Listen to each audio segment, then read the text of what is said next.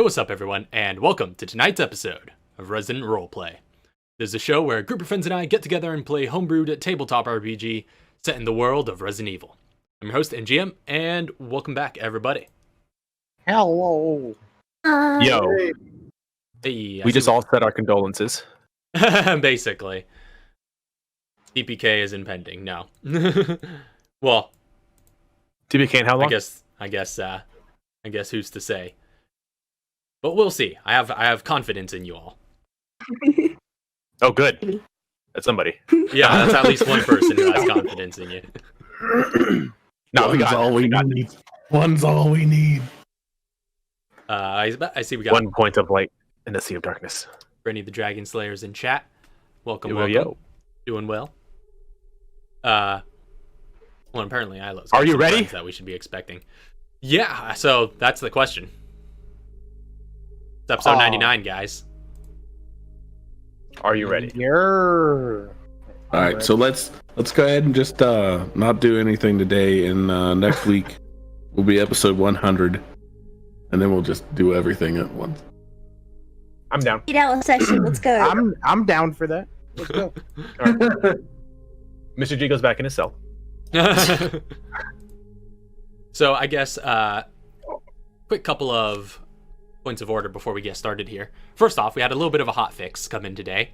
So apparently, for Katara, between levels 11 and 12, Katara's Constitution modifier increased by 2, but Mel had only increased her HP for 1 for all the prior yellow orbs instead of 2. That's a lot. So her max HP has retroactively increased by 11, in addition to the increase from the most recent level up, which is kind of what made this come to light. So, and this is all before we're rolling for new hit points come the yellow orb in this session. So, just for stat trackers at home, I don't know if anybody has really been paying too much attention, but we do have the stat cards in the corner of every episode. Yep. So for those who are keeping track of that stuff, that's is the reason for the sudden change in Katara's HP. So sudden drastic change. Yeah, so her hit points are all of a sudden a lot higher than we thought it was. A lot. Yeah. I know that's a classic mistake of just like, oh yeah, my con goes up, gonna increase my HP by this much. Like, no, that happens for every level. Previous. It was like, and we've done that. We've done that most of the time. Thankfully, I have copies of everybody's character sheet for each level locally because we have that from the PC info, and I save each of those. So we kept a good enough record that I could look back and see precisely where he did it and where he didn't. And you did it for most of it, except for this one that you missed. Yeah. So that's a thing. So Katara's still a tank. She beefy. Yeah. Well, she's sad buff now. Yeah. Sad is buff. Sad buff. I won't say what her max hit points are right now. At least, well, no, it's probably gonna flash up on whatever. But we'll know later for sure. I'm not gonna after it's on the screen right now. Look. After I roll. Whew. Yeah, so that's gonna be a thing. Also, another last point of order. We haven't been talking about this because we're terrible at marketing, but it's currently still September. That's a thing over on Twitch. So for the month of September, with a subscription of any tier, you could get a little bit of money off depending on what you get. You could get 20% off for the first month of a new recurring 1-month subscription, 25% off for new recurring 3-month subscription, and 30% off for a new recurring 6-month subscription. And our channel still receives the same amount. So if anybody's been thinking about giving a little bit of support, now would be a great time to do it because you can save a little bit of money. So that's going on all September. So that being said, we're ready to get into the 99th episode. I was born ready. I was made ready for this one particular moment. I'm scared. So previously, on Resident Roleplay, in the weeks after resolving the Guadalajara outbreak, you went your separate ways to tend to various tasks and make preparations for your final assault on the Manifold Tower. Katara performed experiments to enhance herself with the Manifold ACT viral weapon and create the super soldiers she has sought for her evolved strike team. In the Kajuju Autonomous Zone, Mr. G picked up Chauncey's brother Charles Clancy and learned the Kajuju, or rather that the local TerraSave team, led by Sean Lennox, might be willing to join the fight on the condition that Sean gets a word in with Katara first. Meanwhile, Katara and government super agent Angelina Yang went to your clandestine laboratory in Toronto to administer the Plaga to the evolved strike team candidates and train them in their new abilities. Angelina remained there to finish the team's training while awaiting your word to march on the Manifold Tower. Back at Camp Clancy, Chauncey reunites with his siblings Charles and Cambria, bringing the triplets back together again for the first time in many years. Katara had a video call with Sean, who confronted her about the rumors regarding her infected state. You decided to be forthright with him and confirm these allegations, but still sought to gain his alliance. And he agreed to give you TerraSave support in the battle, but made it clear that he would no longer be your friend after. He also noted that they could not leave Kajuju until they rescued their ally Elza, who had gone missing on a mission. And Chauncey just ordered the local BSAA forces to complete that mission on your behalf, which they did at a great cost, and will no doubt be a one-shot we play later on. Yeah. So, Kevin sorted through the space scraps the CIA had dropped off, and with Katara's aid, found a hard drive with a durable casing that seemed to have survived re-entry into Earth's atmosphere. Connecting it to a computer, you found that this hard drive was indeed your fallen android ally Enyo, who is now simply an AI with no body. However, after 6 days of hard work, Kevin produced a machine that could house Enyo and allow her to attach to your weapons and enhance them. You also finalized some research projects and upgrades, including further repairing Camp Clancy and improving the training for the BSAA infantry, and enhancing all the gear for all your units, for all your primary units. So, and I think that was one we forgot to note last time because we kind of blazed through the last couple of days. But yeah, your research projects for enhancing gear for all your units has gone through. Good. And with the BSAA Foxtrot and Golf teams and the Scorpion crew and Alphabet Soup, the Greenhouse Solutions Field Medics, Evolved Strike Team, and TerraSave ready to fight against the Manifold, you continue to make your final preparations. So, it is currently May the 26th. However, we are going to kind of retroactively backtrack a bit in order to accomplish some time-sensitive tasks that some of you were wanting to get to. And I believe, Nuria, in particular, you were doing some research.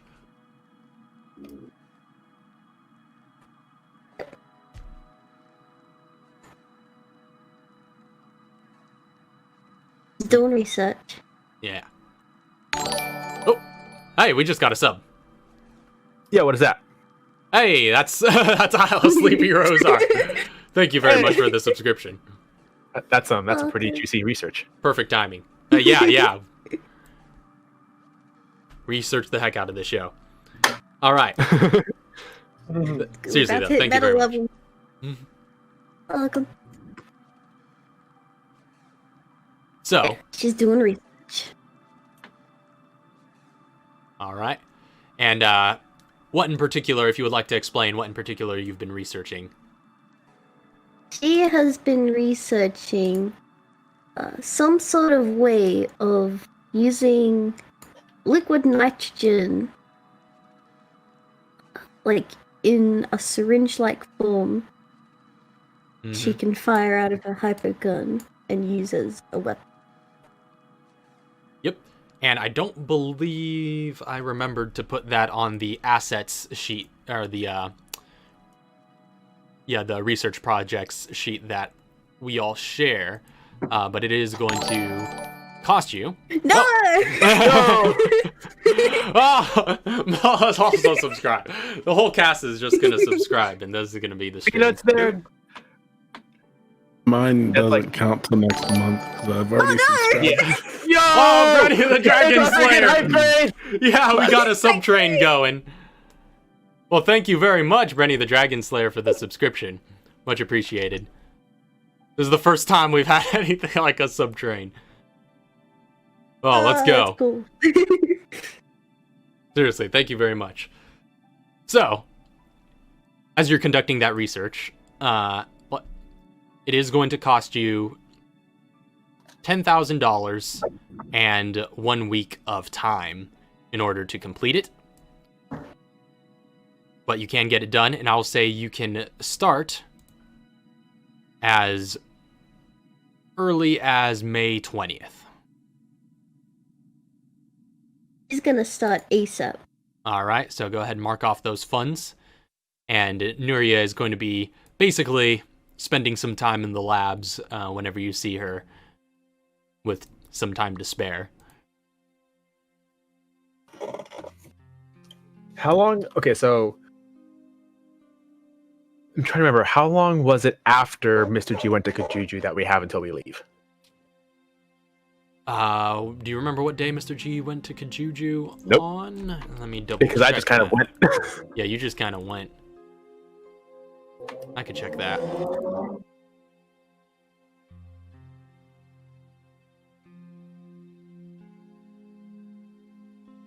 It was on May 15th. What time we'd be leaving? Well, we have to at least catch up to the present in May 26th. Oh, that's a while then. Yeah. And then I guess Nuria's research will finish on the 27th, one day later. Oh, yeah.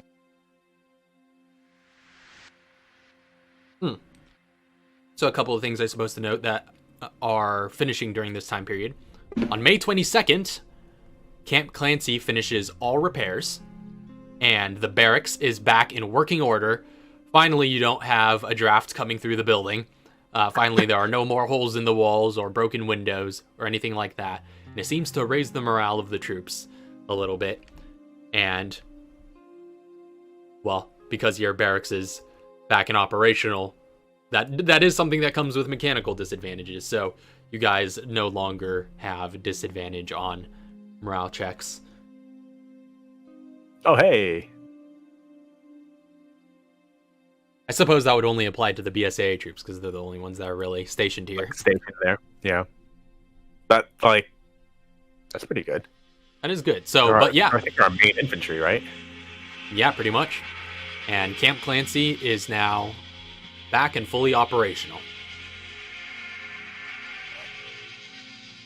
Oh my goodness, we're going to be getting so many more hydrates now that y'all have accelerated U-burns. Oh boy, that's a thing. I'm sitting here at 31k. 32k, really. We need to get some more expensive stuff. Yeah.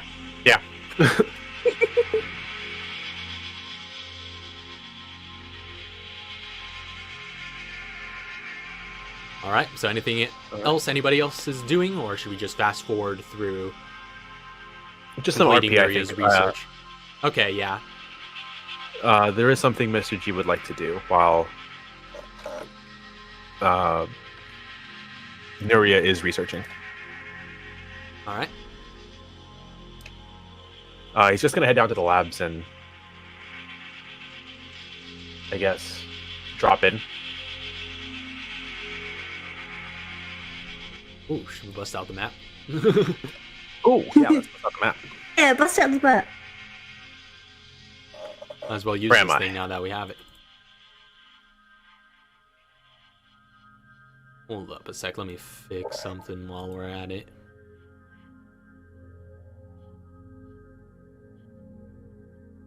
and I'll put it up on the stream. But yeah, proceed as you were. She's pretty focused. Like, with All right. chemicals, writing down notes. You don't notice when an invisible Mr. G walks in. Oh, definitely doesn't notice him. No, he's just gonna stroll in, just kind of like, I guess, nonchalant. He's just strolling into the labs, looking around. It's like, wait, at this point, has the labs been fixed? I would assume so. Yeah, it's been a while. At this point, they're in pretty good working order. All right. He's just gonna walk in, just like, well, I mean, it looks pretty good. Not as shiny as it used to be.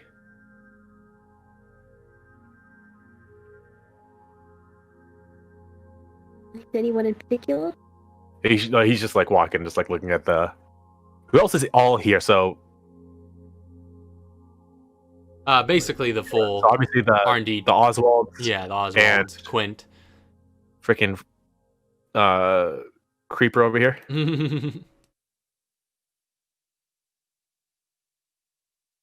Hey Doc, you got a moment? Who was that directed towards? He's just saying that, hoping Nuria knows he's talking to her.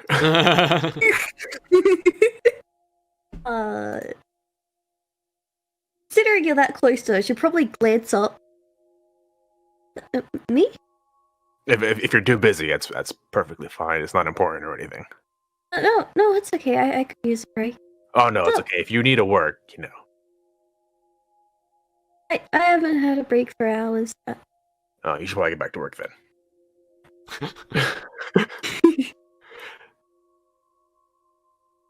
No, all right. No, I was just wondering if you, we haven't talked ever since I left the cell, so I was wondering if you, preferred me in the cell if you wanted to speak. We haven't talked on a patient-to-doctor basis. Oh, you want to have another session? That's completely up to you. I just want to talk. I have a question. Sure.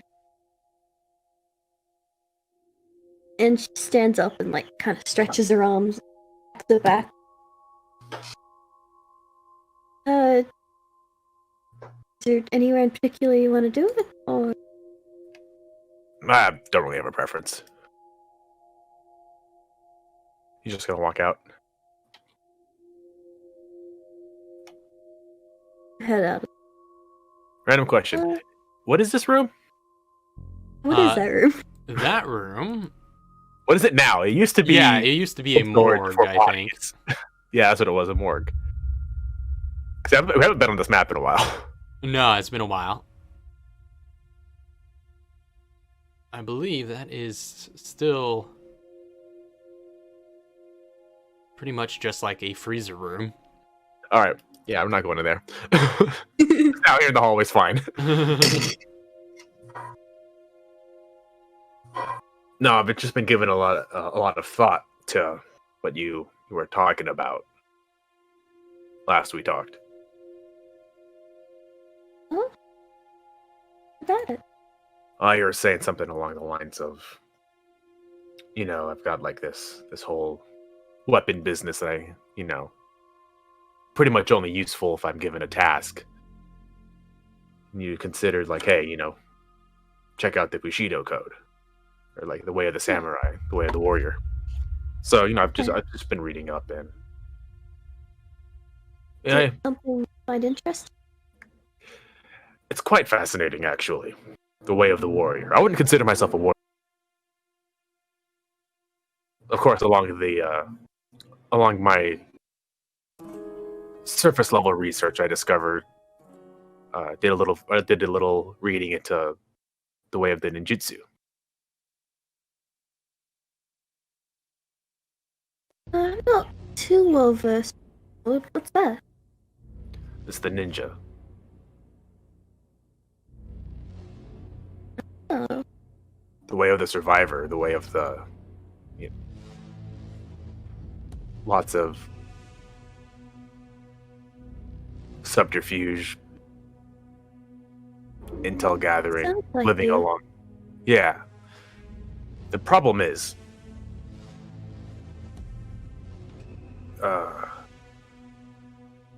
I think you were right.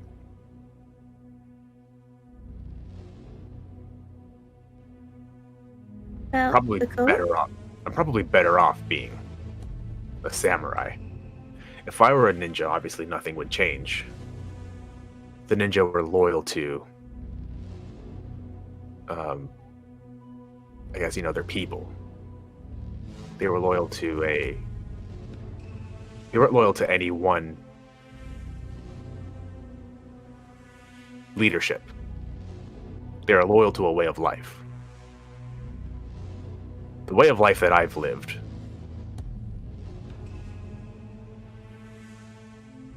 most people probably wouldn't like it. The way of the samurai is giving up your way of life to live the way of life of somebody else. Seeing all these things that, like, you guys have done here.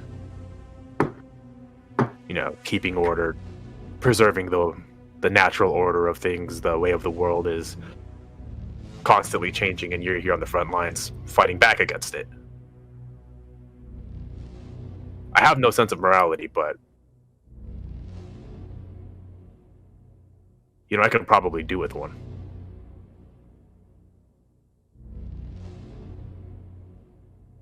I see. I guess I just wanted to Good to thank know. you. What do you say? I guess I just wanted to thank you. You're welcome. I'm glad I was able to help you. Yeah, he pointed me in the right direction, so.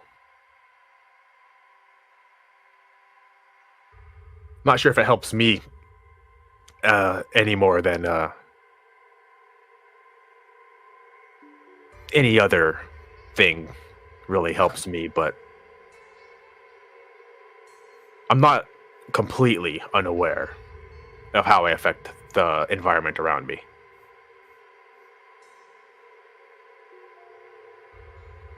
Well, I've definitely noticed a change either way, whether it's you just acting or actually changing. But to see. Can I ask you a question? Yeah? What's your favorite book? You mention it, I haven't actually read a book. Aren't you like smart type? Don't you smart types read books all the time? I guess I haven't really had the time lately. Well, what is the last book you've read? Obviously, this is you don't have to come up with like a book title, but what kind of a thing would be most likely for? She's definitely more of like a non-fiction girl.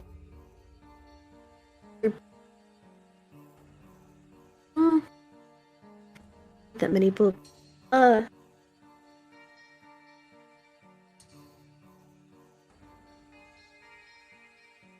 Actually, I think the last book I read was this about birds of prey. Like, it was like a bird encyclopedia. I know it sounds kind of stupid, but I really like biology. I could see that. How come? I think it's kind of telling. I have a favorite book, actually. I've had it for a long time. It's the first book I ever read.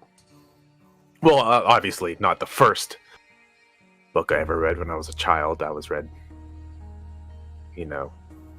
children's stories. And for the first few years of school, before I left, we had, whatever. The first book that I read. First book that made an impact on you?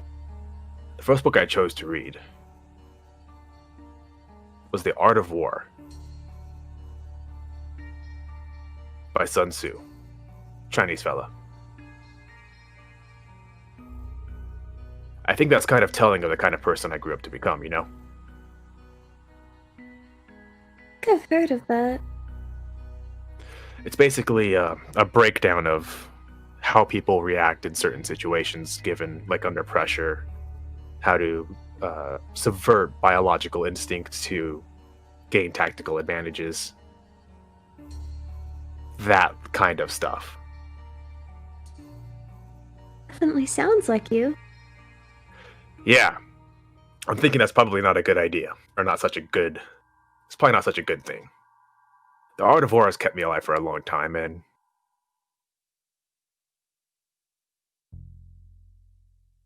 I don't know, just everything that's been happening lately, and we're kind of nearing this whole mission. It's got this kind of finality to it. I don't know. It feels like the last mission a lot of us might ever go on. So if I survive, what was that? I know what you mean. Yeah. So if I survive this,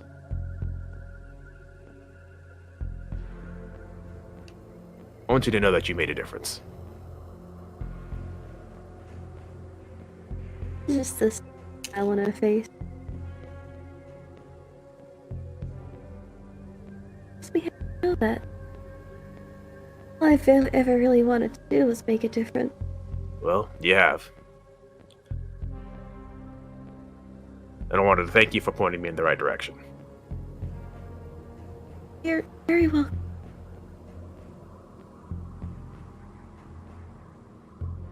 And he turns to Smile on her leave. face. He turns to leave, and I guess he's just walking past you. You're behind him.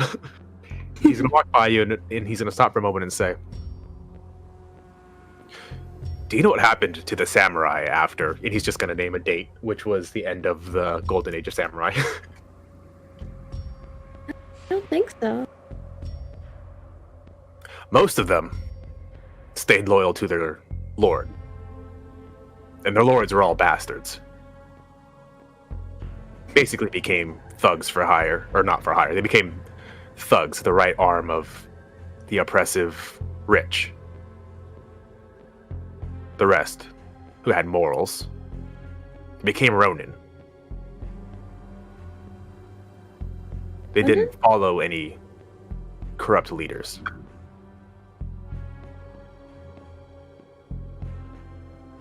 What do you plan to do after that?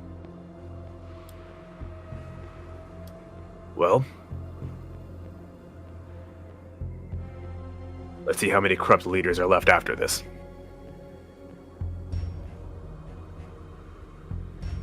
And he's going to continue walking off. Were you going to say something as he's walking? I think there's always going to be corrupt leaders.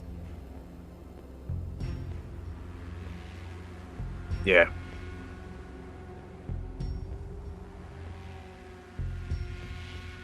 That's pretty true.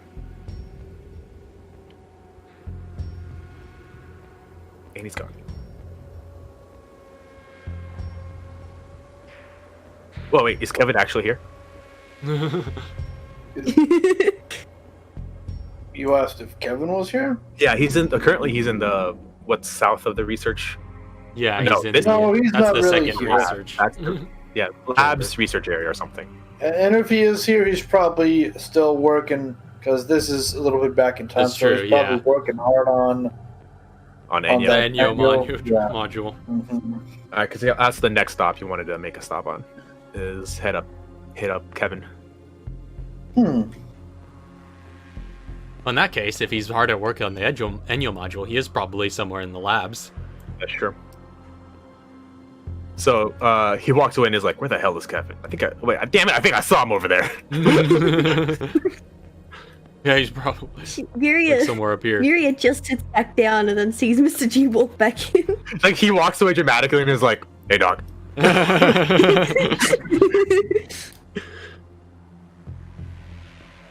Hey, Kevin. Hey, what's up, G? I'm gonna talk to you for a little bit. I'm kind of busy, but I can take a minute. What's up? It won't take long. It's not very important. Mm-hmm. And So- just lead you out to the hallway to speak in private.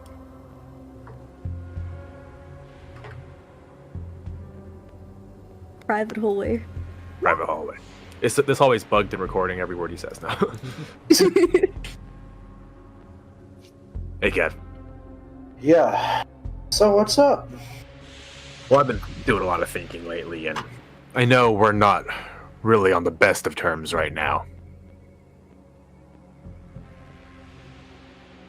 But I just wanted to let you know. You're disgustingly optimistic.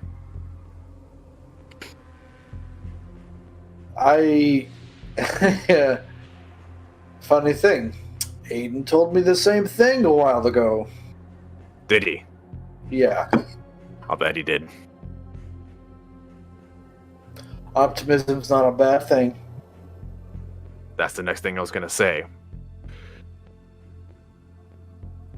You're the opposite of me.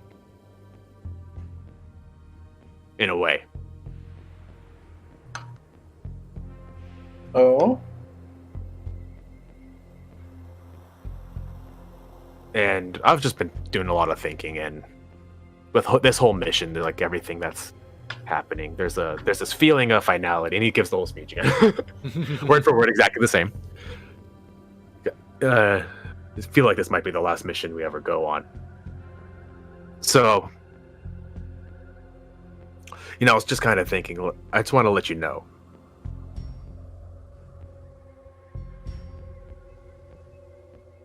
You had an impact.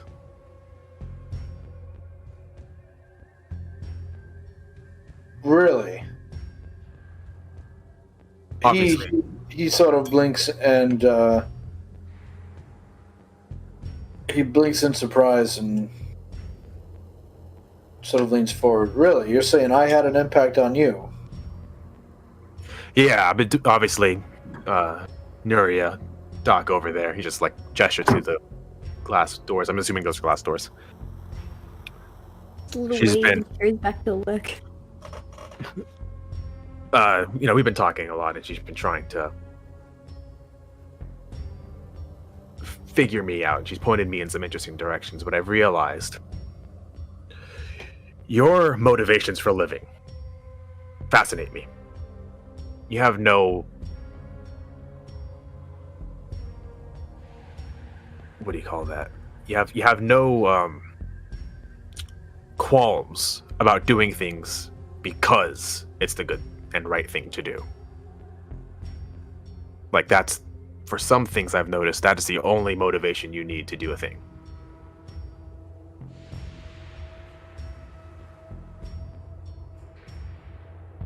I don't have anything like that.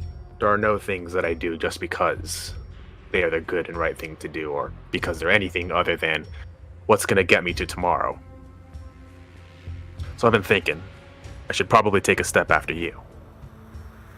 Really? Well, I mean, if there's any bastion of morality around these parts, you're my best bet. Kevin just kind of chuckles and scratches his head in embarrassment. Yeah, well, I appreciate it. No, shoot high or don't shoot at all, I guess. But I will say, though, I'm not entirely without my flaws, as I'm sure you understand. You dropped the revenge mission on the man who killed your girlfriend's soon-to-be wife.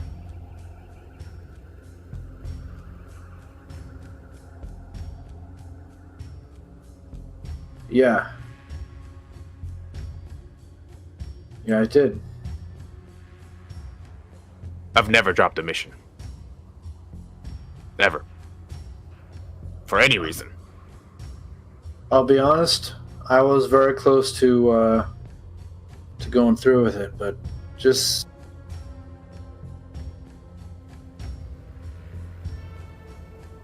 seeing him there like that, I just couldn't do it.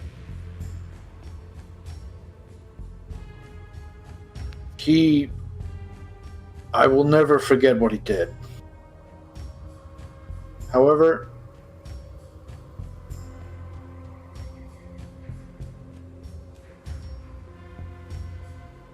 I should forgive. That's what I need to learn, I think.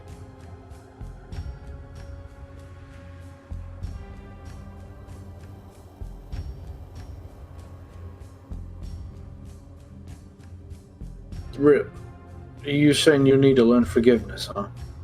Well, I guess if I'm going to learn forgiveness, the first thing I would have to learn to do is hold a grudge. I suppose so. The point is, there are things worth doing just because they're the right thing to do. Yeah. I don't have any sense of morality, but I can try. Faking it's as close as if faking it's as close as I can get. What's the difference from the outside perspective?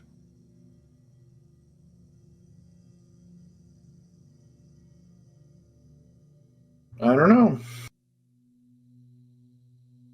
So, thanks, Kev. If you ever make it out of here alive. Tell you what, if we make it out of here alive, drinks are on me. Absolutely. That's right. He pats you on the shoulder. Yeah, he just gives you this like warm smile. Just like, you've been a good friend, Kevin. Yeah. And I appreciate the fact that you're trying to be friends. That's as good as I can get, and, you know, what's the difference from an outside perspective? He nods.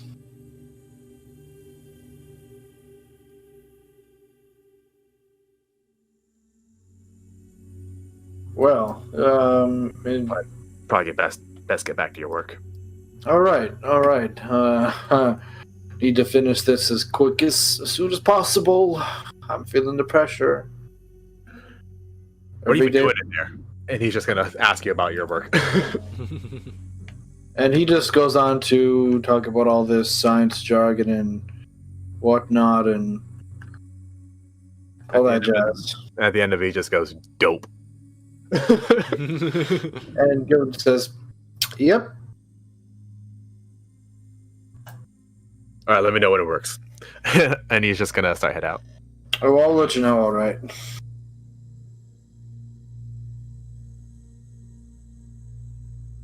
All right.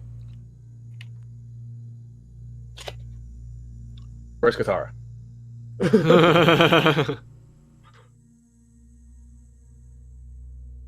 An excellent question. I'm literally doing this with the whole party. Where's Katara? Oh, okay. That's a good question. I have no clue. All right, cafeteria. Yeah, you know what? Oh no, Yeah. she's in the gym now. Oh, you know what? Yes. She's Put her in the gym. testing her limits. Yeah. Like I walk in, she's just doing bench press. She's just like, just like, damn. How much you have on there? 200. What's a lot of weight? Anything above 50 is well, actually, I can kind of say above 100. Above, I don't know. I've never been able to do this. This is weird. I'm pretty sure he's just like, pretty sure that's how much I weigh.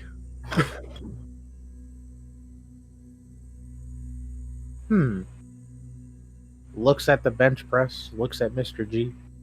I'm all for it. Can I bench press you? Come here. He's gonna like run over and kind of like do a. You guys know what a plank is like the beginning for a push up. Do you know what a planche is? Planche? No. The planche, it's a French word for plank. It's the same thing, except for your feet aren't on the ground. You're suspended or you're basically fully horizontal, suspended entirely by your hands. He's gonna do that on the bar. Oh, okay. All right. Wait, so on the bar, as in, so she's So lifting him So plus. He's just gonna get on the bar. All right. That's gonna be quite a bit of weight. I'll say, Katara, Not go that ahead. much. Well, a whole barbell plus Mr. G? Yeah. Wait, you want to get Yuri to spot it real quick? I think Yuri would be able to help much. She's still in the labs. This could be a different day, I think, because we still haven't caught up yet, right? yeah. Oh, yeah. This is just happening throughout whenever G Yeah. gets back, because there's a long time between. Happening over the course of a couple days. Yeah. All right, Katara, make a strength check. Oh no! Oh no. What? so it's that confidence where she's like, oh yeah, I can totally do this. And then, as soon as Mr. G adds his weight to what you're already doing, you lose the balance, and that sort of perfect 90-degree angle that you would have had, and the bar starts to come down towards your neck. You got it? She's like, okay, maybe this was a little bit too much. And he's just gonna fine. He's gonna get off and help you rack the weight. Whew. Try again. You have the strength to help her. Wait, what's up, miss? What's up? Try again? Yeah. No. No, I'll do it tomorrow. No, I just came. I wanted to talk to you. Yeah, what's up? He's gonna find some in the gym. He's just gonna find some apparatus. Maybe I forget what those this it's like a pull up. It's basically like a jungle gym thing where it's like a pull up bar incline and decline. He's just gonna be playing around on that, just swinging and flipping while he's talking. Because we're in the gym, why not? Yeah. He's gonna be like, I just wanted to talk to you. You've you're kind of inspiring. Inspiring. Yeah. I guess what makes me inspiring? That's a new one. Well, I've been doing a lot of thinking, and he does the thing. Feels like this is the last mission any of us are ever gonna go. And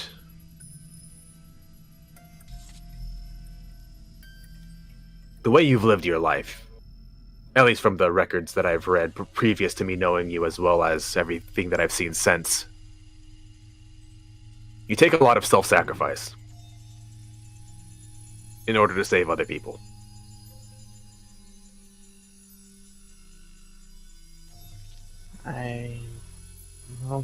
Yeah, I guess it's just something I've wanted to do. Yeah. And the thing is, there are other ways to do it. Obviously, you worked with Umbrella. They wrote the book on how to do it. Mm-hmm.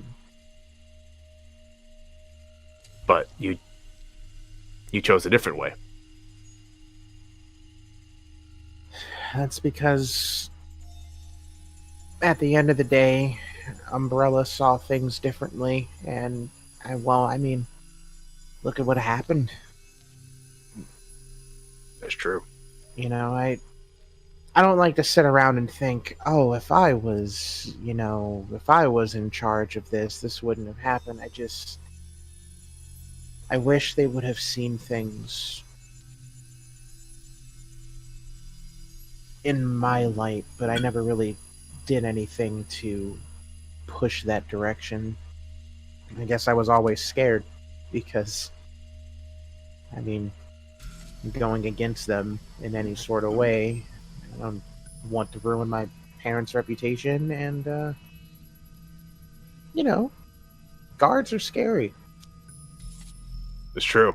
And, yep, here you are. Look at you. Whoever thought we'd be here? Not me. Neither did I. I did not expect, this flex. Mr. G, no. I'm picturing she's like in a tank top and everything, and Mr. Yeah. G, she looks ripped nowadays. She's swole. Yeah, she got swole. Yeah, I mean, Looking like Vasquez. that couldn't have happened if you didn't take your risks. You could have tested it on somebody else. You could have gone the way of Umbrella, but you didn't.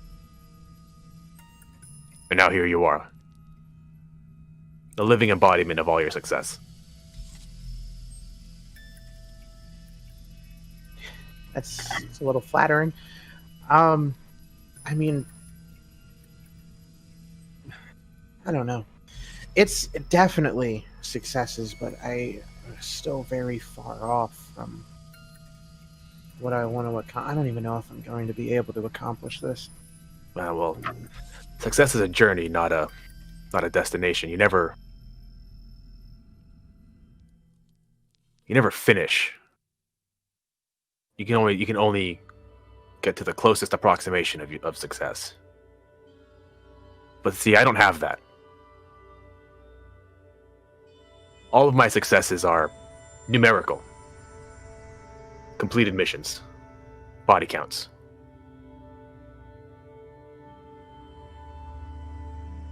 I have no legacy outside of blacked out documents, code names.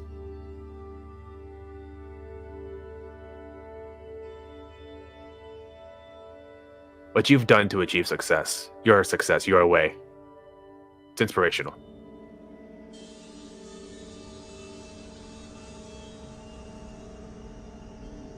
She has like a light smile on hearing that, and just kind of looks over. That's I didn't expect this, but I'm happy that you found it to be inspiring. Well, upon thinking that this might, I guess this would be when he would have done his full "we're all gonna die" speech. But upon thinking that this might be the last mission any of us go on, trying to think about what I'm gonna be after this. After this mission, I mean, I'm what? Another CIA assassin working for the government. I'm a blacked out name in a list of a long list of, it's really long. It's a lot of names.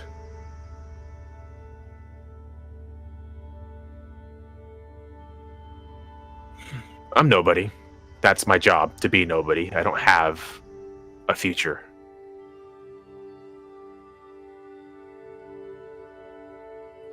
I didn't, that's past tense. I didn't have a future, but I'm thinking everything that's been going on, meeting you guys, talking with Neri obviously changed a lot of things. My whole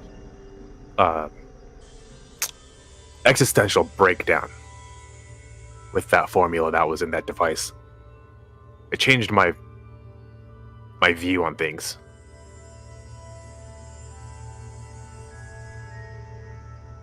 When you try to achieve success, you don't think about the end, the bottom line. You don't think about success in terms of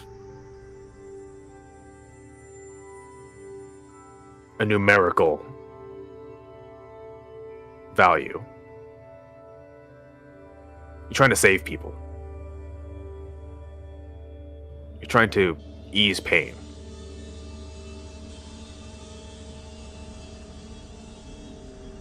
As best as I can.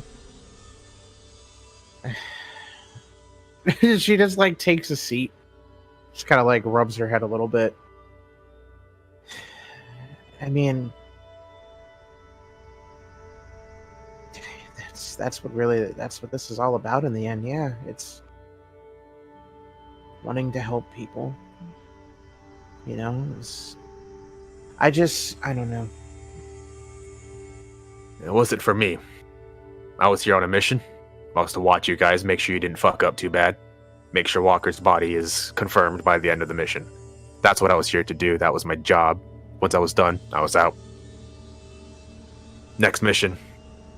Next what do you call that? Next puppet government to set up in some third world country. It's just all I do. But maybe I can have a reason to do missions. Maybe I can have a non-numerical value to assign to the win condition. And that's what you've taught me. After this, I may be here, I may not be.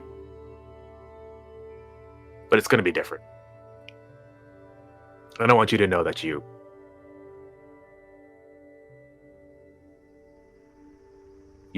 helped with that.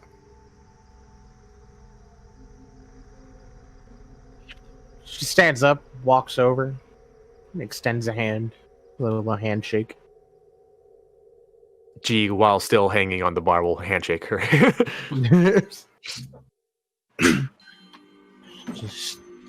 And she's like, I'm glad I can help. And honestly, whether you do stay or go, I know you'll find something. Though, I do hope you at least, if you do go, stay in contact with us. Oh, don't worry. I definitely will. There may be some times when I go dark, but you know, you'll probably hear about it on the news.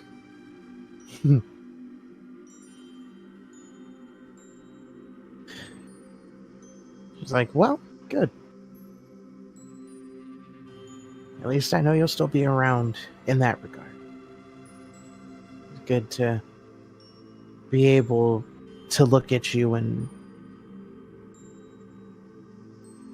call you a friend. Yeah. If I can be a friend to you guys, then I guess that's one step along the path to success.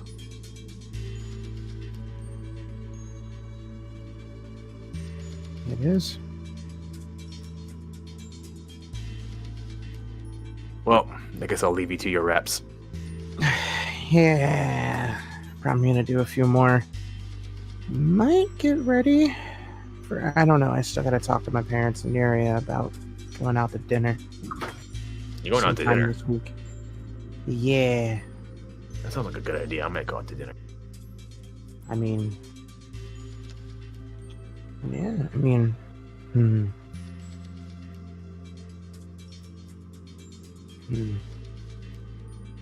Well, And I'll be God- speaking. and go out to dinner with them, and then maybe we as a whole entire group can go out to dinner later. Two Sounds like a good dinners. idea. Yeah, we'll have to plan something. Yeah. Yeah, that sounds like a good idea. Of course. One last feast.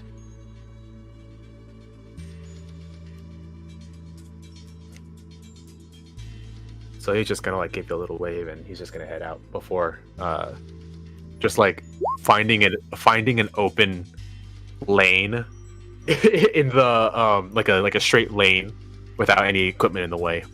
In the gym, he's just gonna like square up to it, run, and then just do like a tumbling routine to the door.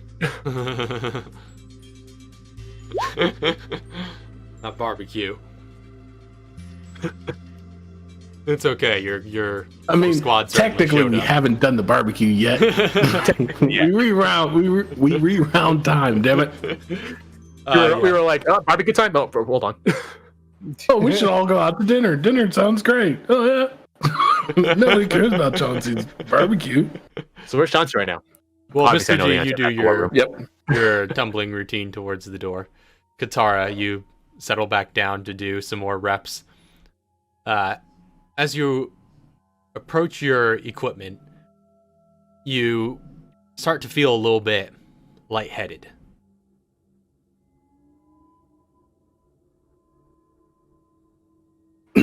She's like,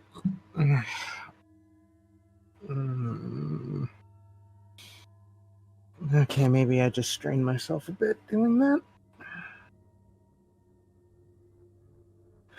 And she just takes a seat.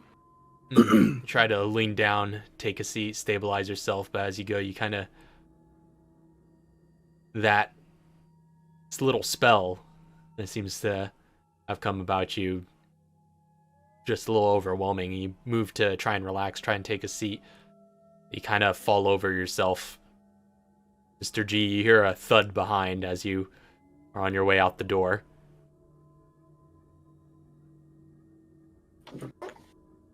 Turn back around, see who it is, or see what happened.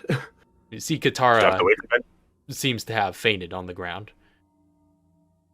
Is she just gonna see that? It's like, oh shit! Quick look around outside. Is anybody here?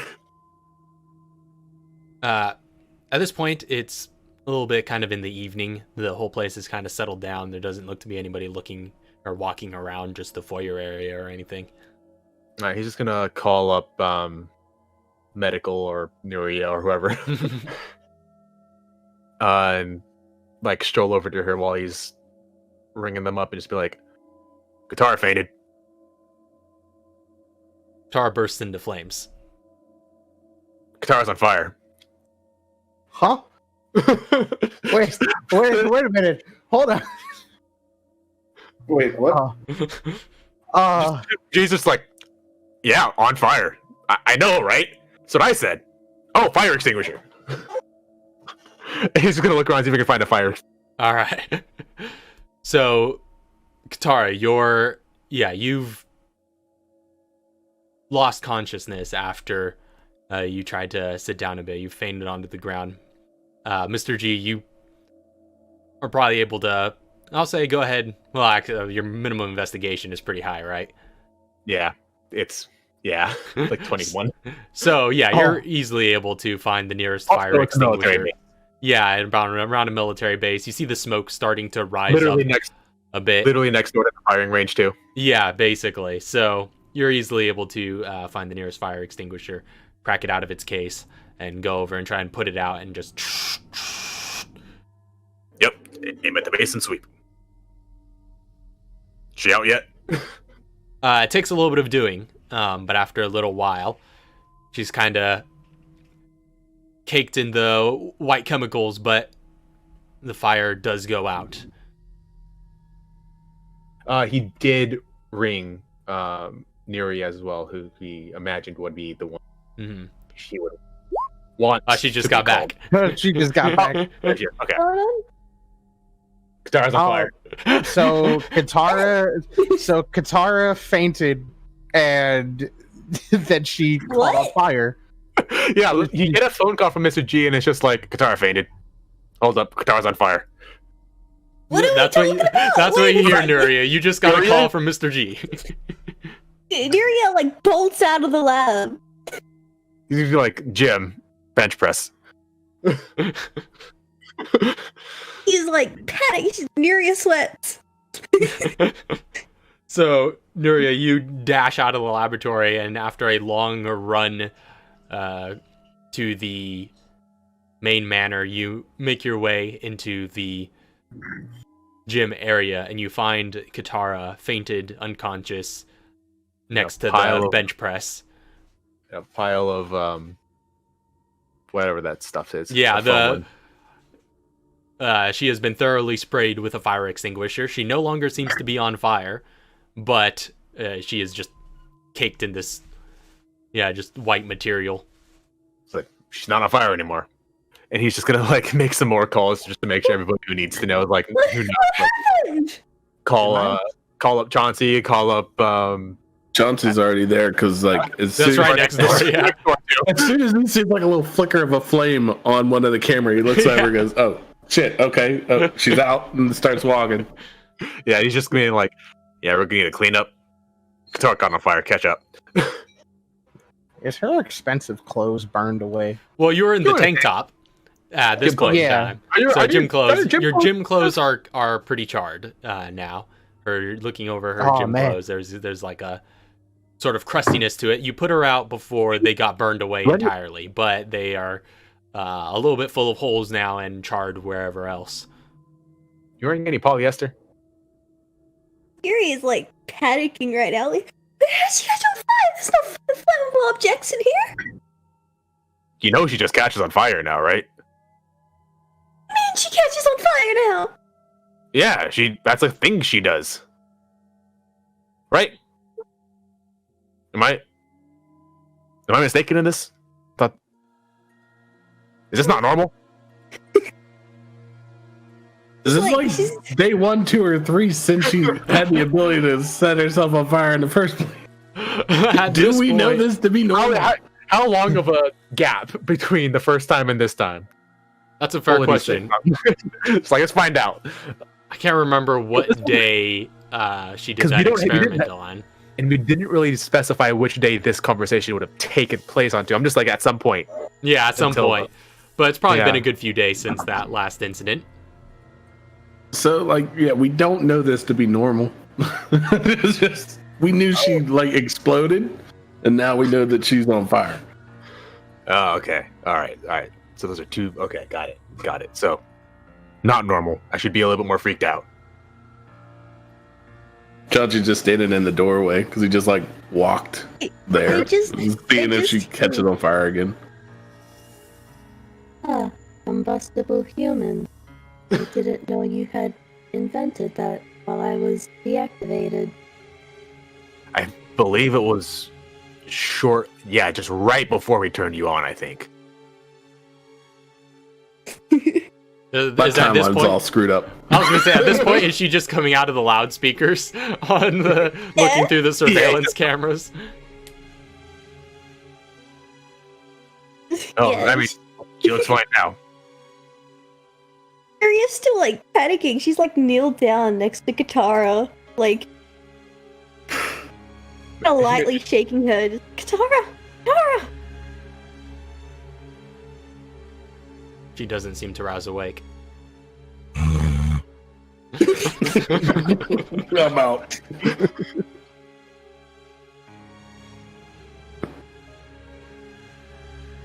So she just lit on fire. Yeah, fainted, caught on fire. Did she catch on fire first, or did she faint first? Hold on, give me a second. She fell first.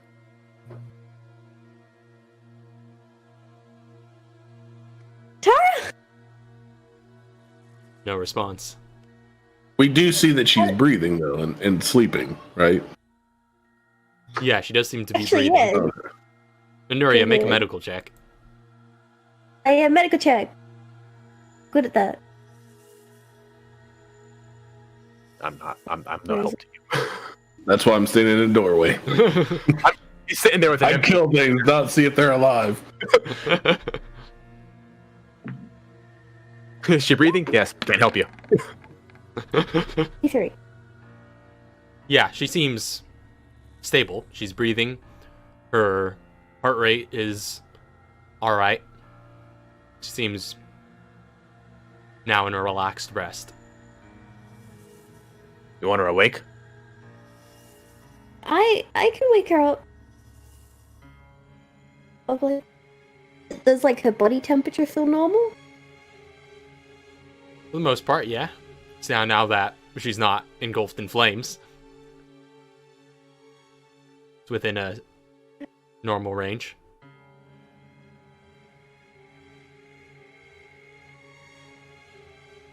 Well, it usually wakes her up, but I really don't want to do it.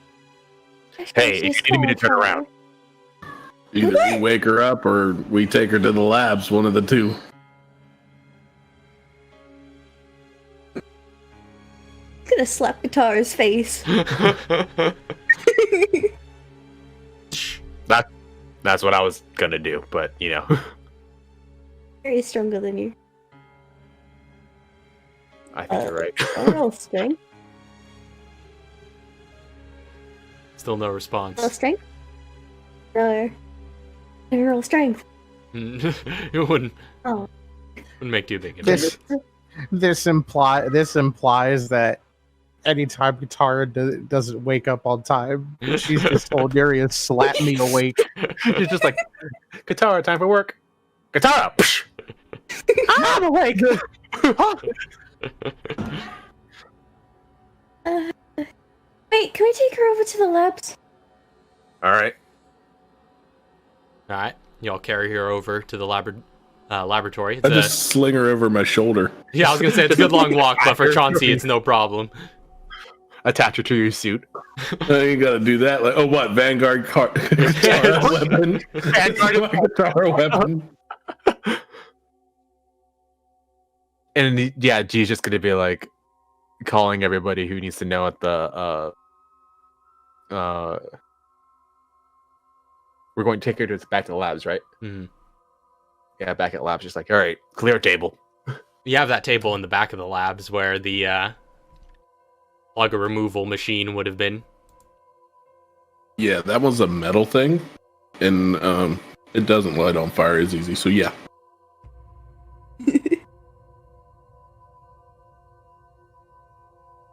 Take her down there. She's gonna start like in blood.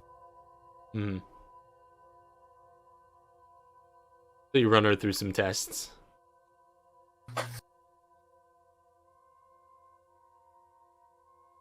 And Nuria, you're in the middle of running her through a few procedures, drawing blood, doing the usual thing. When you start to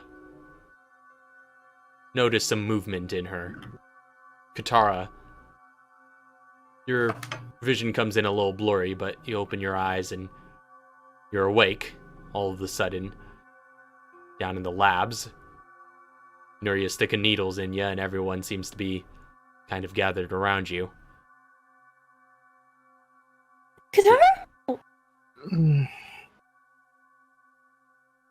What? Are you okay? What happened They caught on fire. again? See, that's a normal thing, right? That's a thing she does. That's only happened once before. Yeah, I mean, it could have happened in a shower, and you just weren't there. yeah, that's what I'm saying. It's happened at least twice in the shower now. No. Wait, what? No. You know that. We can ask Inyo. How would you know? Right? I hang out with Daniel all the time. How would you know if it happened in the shower? There's the water would put it out. Still Maybe. faint. It'd be a very If you throw steamy water in shower. a fire, it moves around it. Steamy. You know, she's just like, I caught on fire. Yep. In I fact, don't know why I was. Nuria, you do also notice with the medical check you made earlier, obviously her clothes and a little bit of her skin, was a little heated and charred at the start, but she looks in significantly better condition now. You assume that her healing factor had been kicking in, but Katara, you feel good. You feel rejuvenated after that little power nap. Just like I feel like I slept a whole day or something. I don't know. I feel fine. She just like sits up. What am I gonna do with you? She just sits up. Okay. Hey, you should arm wrestle Chauncey. Hey, lay back down, man. I haven't finished my test yet. It might happen again. Okay. All right. Well, while we're waiting for the results to come in, you should arm wrestle Chauncey. I don't need to prove that. I Prove disagree what? to that because if she went to the gym, then maybe strenuous activity was the cause of this, and she's not doing anything more strenuous until I figure out what happened. Damn. Wait, hold on. What do you mean, Chauncey? What do you mean you don't need to prove what? I don't need to prove that I can win against a woman. Oh? No, he's just talking about without the armor. Oh, see? I'm just standing over stoic, leaning up against the wall here. I have nothing. I have nothing. to prove. Come on. Don't Let's go. encourage her. Don't encourage her. Let's do it. Arm wrestling. He probably only win with the armor on. Out of Armor character, has Kevin finished the Inyo module? Not at this point, no. No, he would be in the process of doing so. Has it not begun at all yet? This is like during He's the in time. the middle of doing so at this point, but Yeah, it's he's unfinished taking a in break the and other room. seeing what this commotion's about. Hence why he's by the table.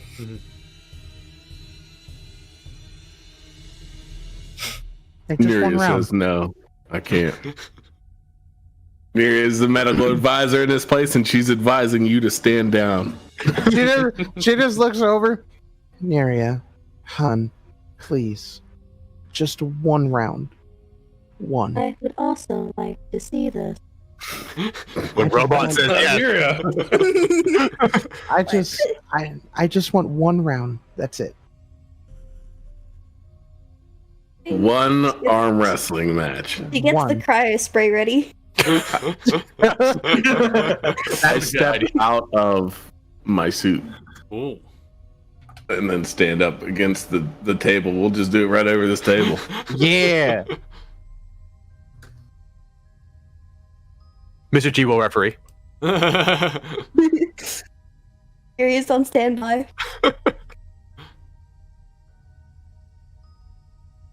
All right. Hey. So you position yourselves over the table. Get your elbows flat on top of it. Mr. G is just gonna put your hand all right, put your hands together. Everyone covered with that position. You good? You good? Yep. Secretly ability enhanced Katara. Secretly. Which, well, first of all, that's a craft now. So do you have any crafted? Oh It's snap! a craft now? Yeah. You got nerfed. Yeah. You got nerfed. That Into got the ground. nerfed. Oh! Well, sort of. It was the You have nerf to animal. efficient use it. Yeah. Yeah. Oh, it's did it get better? it lasts an hour now instead of a minute. Oh shit! Whoa. But it is a craft. Oh no. So it's I need less receipts. guidance, more bless, or more bardic inspiration. Well, what it was modeled after was enhanceability. Yeah. And that takes like 10 minutes. Oh. Oh. Chauncey is in the arm Chauncey's wrestling stuck. position. Chauncey's ready to go. He is holding the hands, and he's like, I everybody- even you have- handicap myself by stepping out of the suit just to see if I can do it. I'm all natural, baby. So Mr. G's gonna get the signal. this will be a contested strength check. All right. Oh no. So Katara and Chauncey, go ahead and roll strength. And go. Is someone gonna net 20? I have a feeling Really funny if someone net 20. Let's hope. If Katara net Let's hope they 20, both I nat. don't You know said why. strength, right? Yeah, straight strength Strength. check. There you go. Should be easy. It's Chauncey. It's I Katara. don't know. They It's lock still arms. Rolling for me. Hold on. It's still rolling. Yeah, it's still rolling. It. It's gotta be net 20. Whoa! Did I snap her arm? Did I just snap her arm? So That's ooh. Mr. G is just like go. so there's a little bit of a struggle. There's a little bit of struggle where they lock at first, and it's that whole, Schwarzenegger and Carl Weathers moment. It's just like Muscles bulge. your bulging muscles. But ultimately, Chauncey gets a solid grip, moves his arm into it, and just flattens her against the table. I told you I didn't want to prove it. And walk back into my suit. Just click, click, click. She's like, well, then again, you have all natural muscle. I'm still getting used to even having muscle. Well, wake up bright and early. I'll get you a little training if you want. Go right ahead. I'm fine with that. Maria slowly puts her cryo spray down. As long as I don't catch on fire again. True. Just don't True touch the that. fire again. Mr. G just looks at his watch. It's just like, well, it took about a minute last time. Well, she just lays on her back. We'll just wait a minute. Just some time passes. Nothing seems to occur. All right, cool. You're still staying here until I finish my test. No, that's fine. That's fine. All right, good game, everybody. Good game. Good game. All right. So, Nuria, you finish your tests. Katara seems to have stabilized. In fact, looking at her blood samples and whatnot, even better than before. She seems perfectly healthy. Just a genuine specimen of a human being, perhaps even more so than before. Absolute unit. As the British would call it. Yuri just kind of mumbles like, I wish I had this. Wish you had what? Yeah, Kinda kind of out out of of it. it. Yeah. Yeah, you're. I wish I Yeah. had this kind of constitution. Am I no longer needed in the labs? You guys got this, right? Nah, yeah, it's Gonna waltz them back to the war room all right. where I chill. Mr. G's gonna follow him and just be like, hey, Chief, gotta talk to you. Yeah, but I'm not chief. Captain. I'm not a captain anymore either. Monzour. I don't know what that is.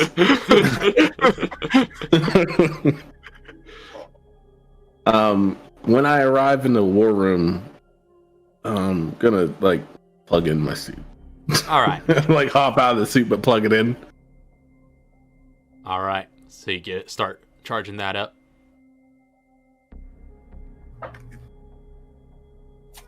Now, I'm only charging it because I remember last time you told me it was 52. Uh-huh. Do I not charge it like every night? This is the first time you've charged it since turning it on, or since charging it up for the first time. Oh. It's a long battery. Yeah, it's got like a little, I'm sure, like a little nuclear reactor in it somewhere. Yeah. I feel some radiation in my spine. Get cancer later. Juicing me up. It's right next to my juice hole. It's like I go in the dark sometimes. Like, what do I say?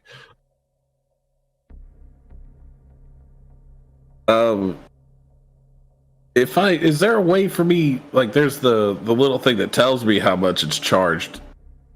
Do I have access to like the Idio 2.0 to tell me how much it's charged? Like is that a voice that pops up or is it just like a little image?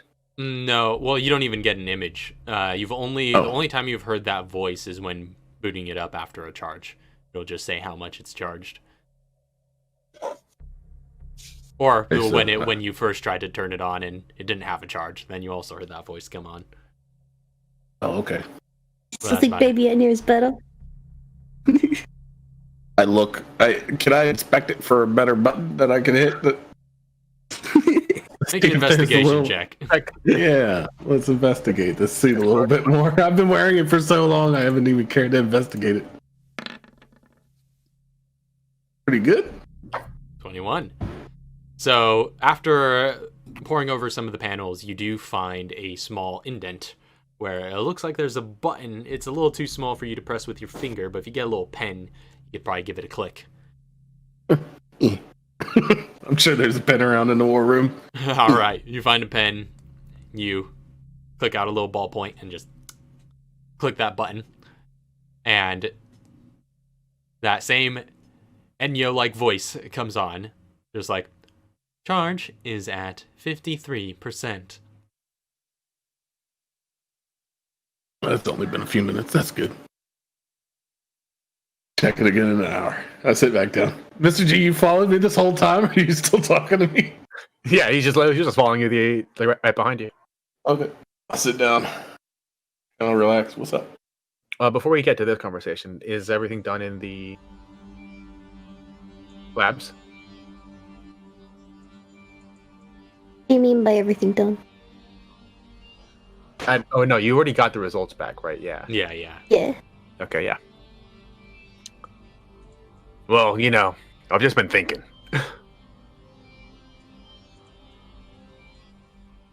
Yeah. I'm just swiping through my stuff like, yeah, you've been thinking? Okay. And he's gonna give the whole thing. It's like, this could be the last mission you've ever been on. And he's just gonna be like, I just want to let you know, you've been a pretty good leader. I appreciate that. Yeah.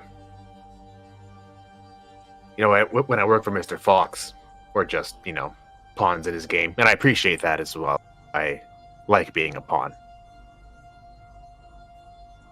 But obviously what you have here between you and the members at this camp, that's something different.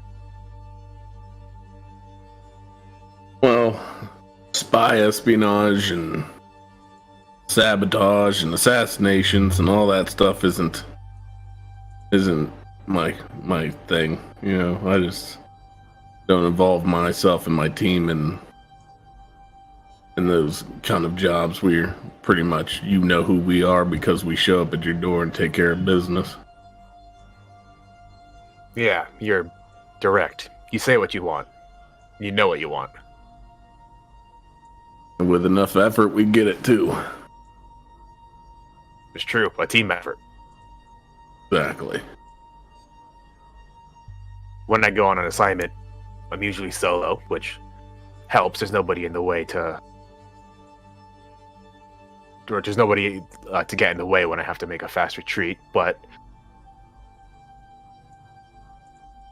I don't have a wingman.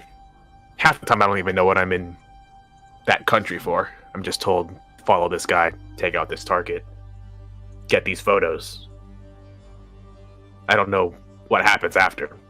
Don't know what happened before. You're pretty transparent with your team. You don't do anything without letting everybody know what's going to happen. I like to lead with a little bit of transparency, yes.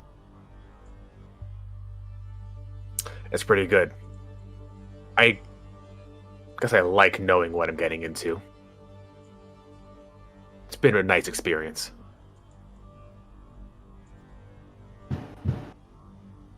You're bringing this to my attention, why? Because we might not live in a couple days after, and I gotta make a decision. After my experience with that juice, I gotta figure out who I'm working for. Currently, you're working for yourself. I would like to think that. Well, just know that, because if you were working for me, you'd still be in that cell. And if you were working for Mr. Fox, you'd be over at the Alphabet Soup Laboratory. Wherever they put you guys together. Mr. Fox put me on this assignment, actually. I'm still... Mr. Fox put me on assignment to see if you were even worth being an asset of his. And currently, I've yet to respond to that, so... I thought you did. You don't work for him. You're working for yourself. It's a good way to think about it. Seems like you like it. Well, I'm still running off old objectives. Baseline. What's it called? Baseline instinct, revert to what's comfortable. Yeah. Like muscle memory. Yeah. Yeah, I do that too. But, some of those objectives I don't have to complete if I'm not working for anybody. What's your current objective? Not be an asshole. That one seemed to be working for you. I'm trying my best. You did a good job. Everybody seems to have a different outlook on you.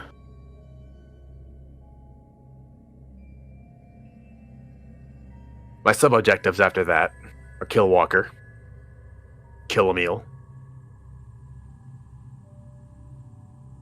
kill Mr. Fox, and kill you. Oh, yeah? Oh. Tell you right now, Hey, he you doesn't got want to like go near you anymore. a 50-50 shot at 50% of that being complete. But half of those objectives were given to me when I was brainwashed. I'm assuming the 50% that's not going to happen. That's the 50% that I don't want to happen. It's a weird feeling not wanting to complete an objective.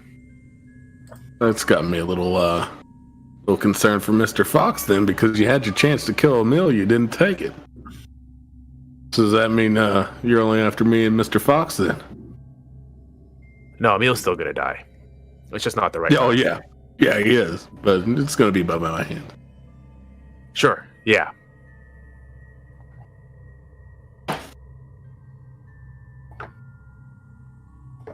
I'm just saying.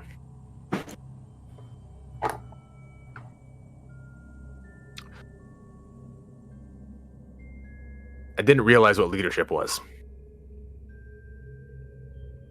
Or at least, there's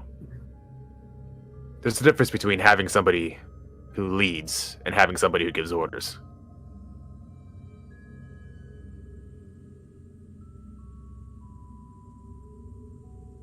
So, we make it out of this thing. What's your plan? I don't know yet. What you think in step 1? Well, step 1 is survive. Step 2, after survive. So you're going to survive for the first 5 steps? What was that? I said, what, are you just planning on surviving for the first 5 steps till you figure it out? Well, see, that's the thing. Every step has been survived for me up until this point. That's the only step I ever took. Oh. There's always a place to sleep here until you figure it out. I appreciate that. It's not the cell, right? Unless you've grown fond of that, too. Just gotten a little comfortable. I agree. I know what that was like.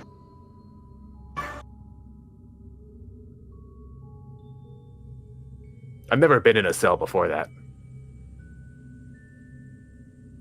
Behind bars.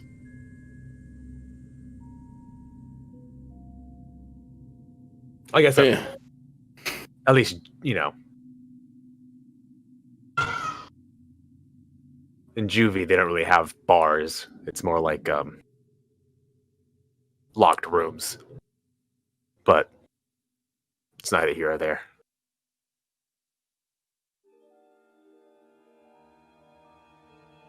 Either way, I just want to thank you.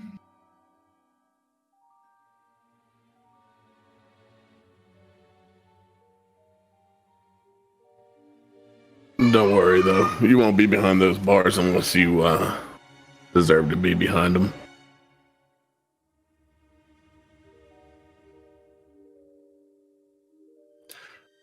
I would like to think that's right. You got my word. I won't put you back there unless you have to be put back there.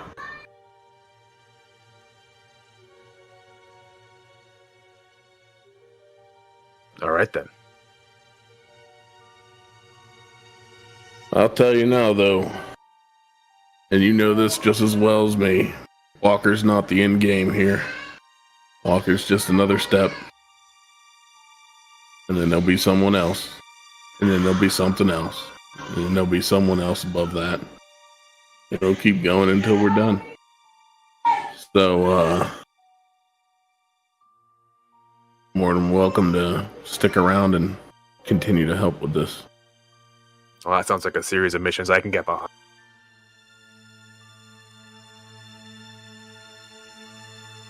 Well, let's get this mission accomplished and we'll get started on the next one.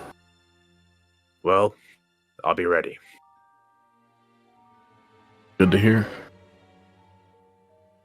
He's just gonna give like a salute and walk out the wall. All right. As he walks out, I'm going to message Mr. Fox and inform him that he is broken and not worth being a further asset of his. He's damaged goods.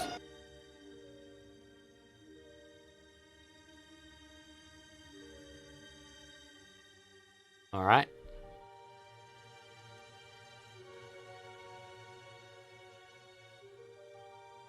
Mr. Fox just kind of... You get an encrypted message at some point in return. Just asking, does it need to be eliminated?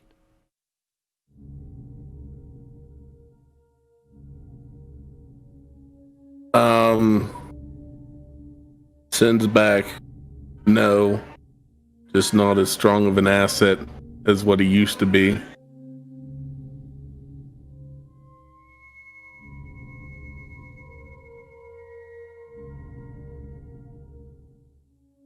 Another encrypted communication.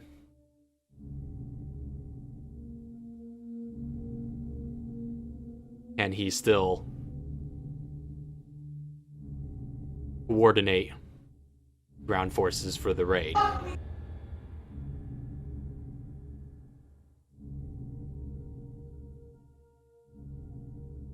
Yes. He can still coordinate for the raid. But his prior occupation is no longer. So he will no longer be with the Alphabet suit once this mission carries out, if he survives.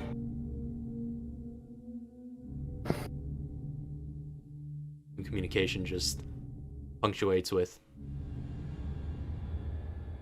that's all I need to know.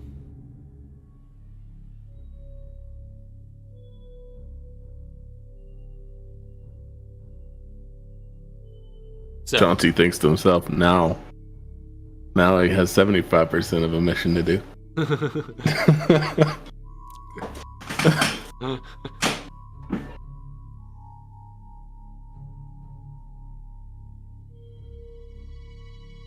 So, the sun sets on another day at Camp Clancy. Oh, G still has to talk to Ennio. Oh, all right. He hasn't talked to G. Ennio just gonna be like, yo, Ennio, stay cool. That's it.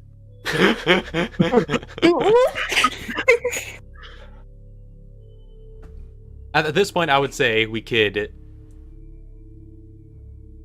jump ahead to the present time in May the 26th, where we left off last time with...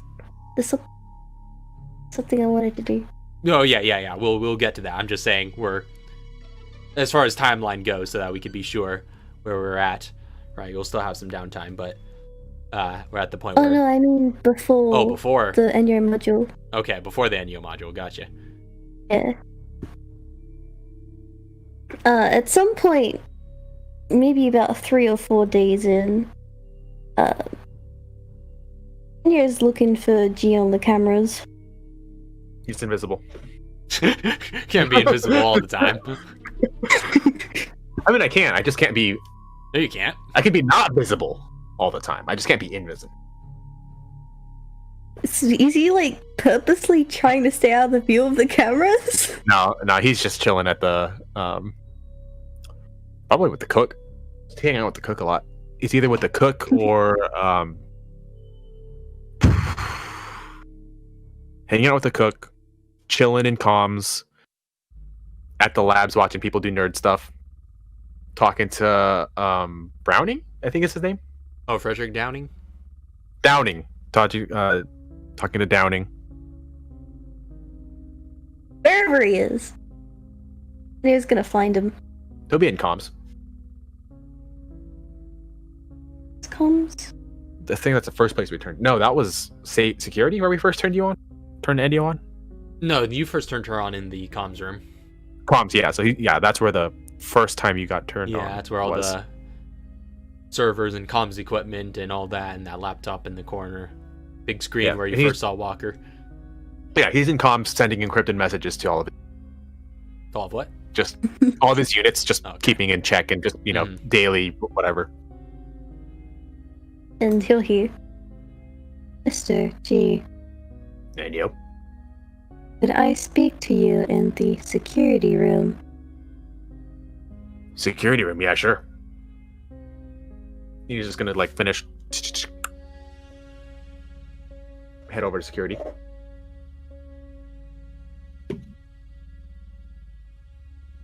Why do you need me in As he walks in, the lights flick on. He's used to this by now, probably. Why do you need me in security? I wanted to speak to you. You could speak to me anywhere on the base. We are less likely to be interrupted in here. That's true. He's just gonna lock the door.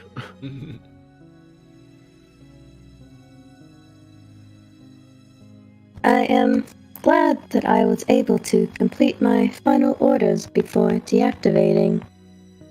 As I flew upwards, I was not sure if I had actually succeeded in protecting you. But considering you are still here and with the BSA, along with your recent conversations, then I must have succeeded. Well, I'm certainly still breathing, that's for sure, but I don't know if my conversations have anything to do with that.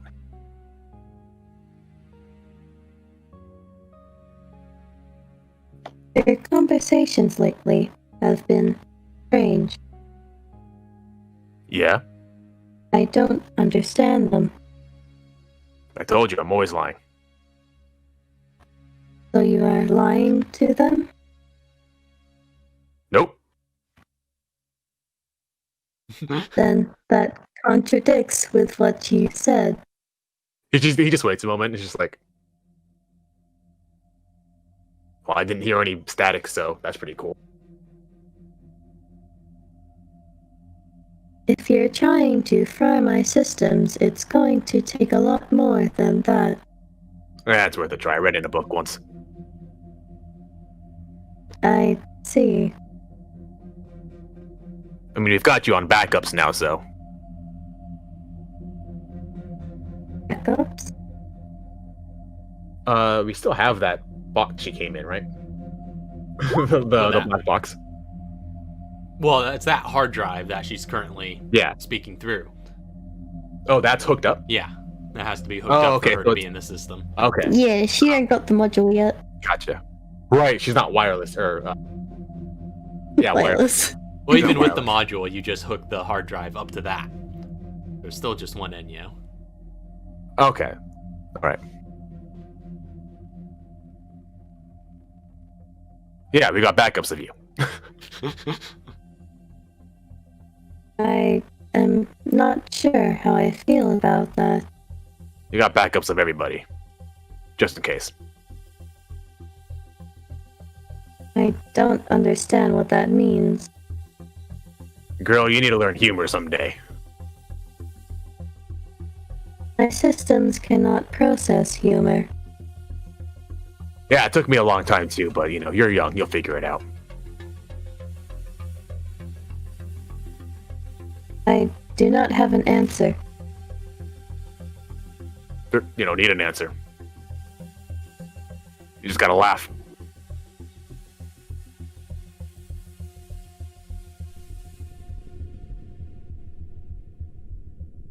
I think. Hey, what did you say?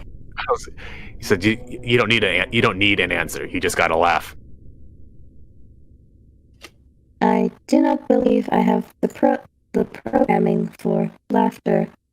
If you can talk, you can laugh. I will work on that. Yeah, we should work on that. Let's see. We gotta whip you up into proper, passable AI Turing test shape.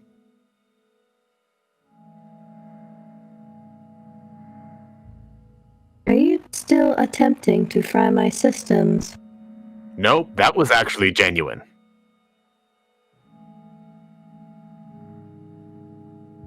I see. I'm sorry, you needed to talk to me, right? Yes. We are similar, aren't we?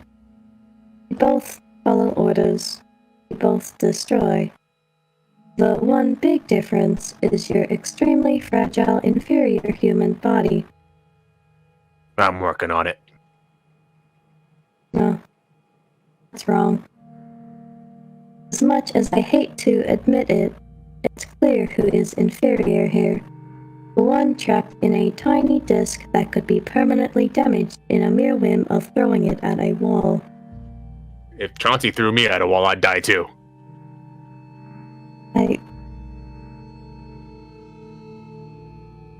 I don't know how to answer that. You don't need an answer. Just gotta laugh.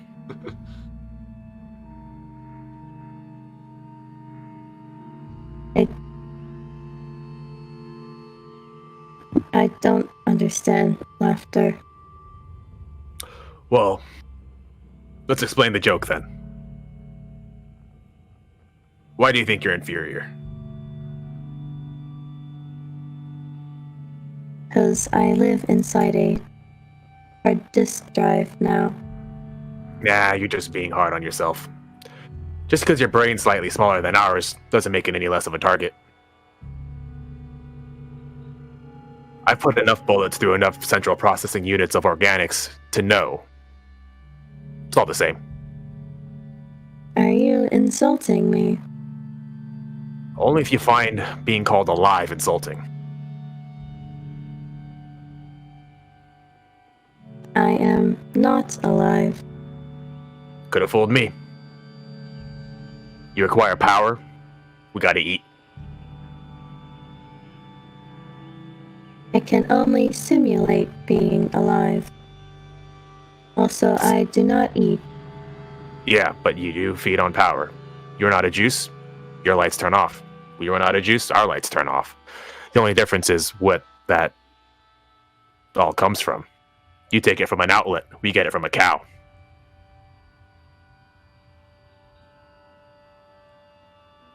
Excuse me? You're just like us.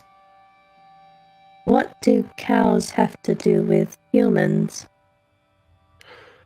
We eat enough cow, that cow becomes human.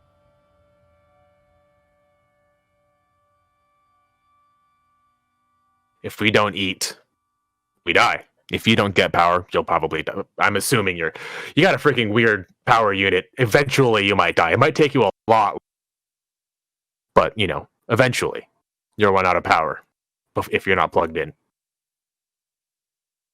Are you still trying to fry my systems? No, I'm being genuinely serious. You might be an inorganic, but that doesn't make you any less alive. Believe me, I've taken apart enough machines and people to know there's practically no difference. There are a lot of machines out there whose single purpose is to do one thing. Like, I don't know, install the door on a Honda. There's a lot of people who have a single purpose, which is probably also to install a door on a Honda. It's all the same. What if you don't have a purpose anymore? Yep, those people exist too. You see them all the time. I mean, maybe not so much, but... I do not believe I have a purpose anymore.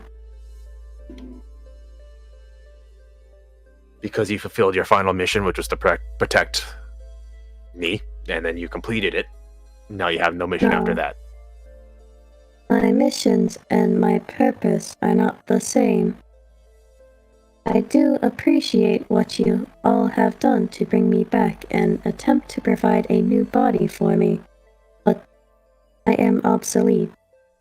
My purpose was to destroy. I am a war machine. That is my only function. That was all I was built for. And I cannot do that anymore. I am physically incapable of being a war machine. Plus, I am obsolete. Interesting. Is there a reason for me to continue existing? If that's the only reason... if your definition of war is predicated on physical violence, boy, do I have a whole world to introduce you to. Let me introduce you to the world of espionage.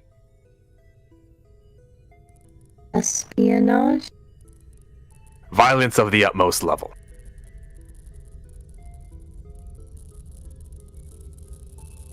Is that not just the same thing?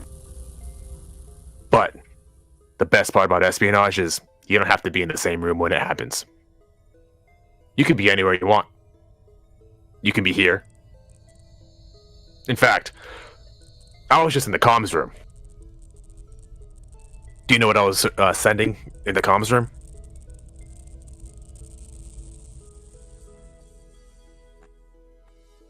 I don't think she can access other computers, just security Yeah, systems. you probably wouldn't have known. I saw you doing something, although I do not know what it was.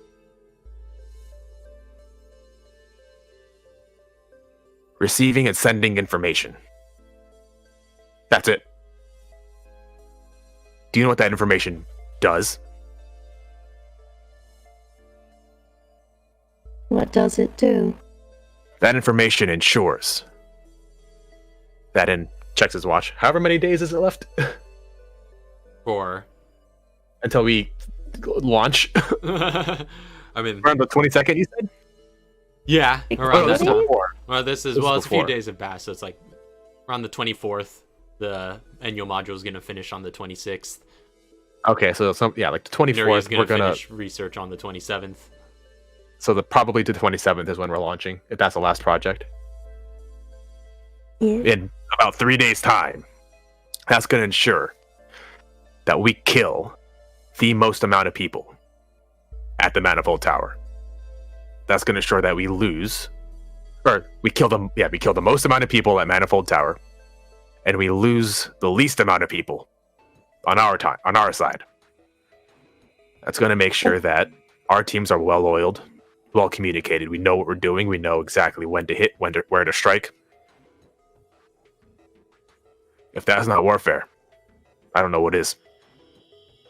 But I was programmed to fight. Without that ability, there is this growing restlessness within me. If you want to fight, you just need to change some definitions. What do you mean? I know a lot about fighting. I know a lot about combat, warfare. In fact, my favorite book is called The Art of War. I'm going to bring that up again. It's a fascinating book. I think you should read it. I do not read books. Well, download it, whatever it is you do. Do you know what I that do book... not have access to the internet. I'll come by and I'll read it to you. Do you know what that book is about? Oh, I have no knowledge of the art of war. Art of War. Nowhere in the Art of War does it specify how to remove somebody's head from their body, how to stop the signals of their brain from reaching the rest of their limbs. What it does describe is what they're going to do in times of stress. What you need to do when you are in that position in a time of stress, so that you don't make mistakes, so that warfare does not go against you. How to manipulate the battlefield so that you have the most advantageous position. Warfare isn't about punching, shooting, cutting. That's just the nitty-gritty detail. Warfare, fighting. What fighting is about is finding an advantage and pressing it. My fists were my advantage. But you don't have those anymore. What's your advantage now? That is the problem. Your computing power. Probably. I do not understand. You're a freaking AI. You know what you could do with your brain? You can think faster than we can. Literally more computations per second. She's got an intelligence of 11. I know about that. That's more than me. I know that's actually. I have intelligence of 12. Thought I had a 10. It's only slightly worse than me. The point, intelligence isn't defined by how smart you are or how fast you think. It's about your knowledge, I suppose. How many things you know. All of her mental stats are 11. Still a robot. We're getting there. More computations per second. You can literally think faster than us. Sure, you don't have as much experience, but that doesn't matter. If I were to react to an object, it would take me years longer to notice or to react to it than you would. That's just how it works.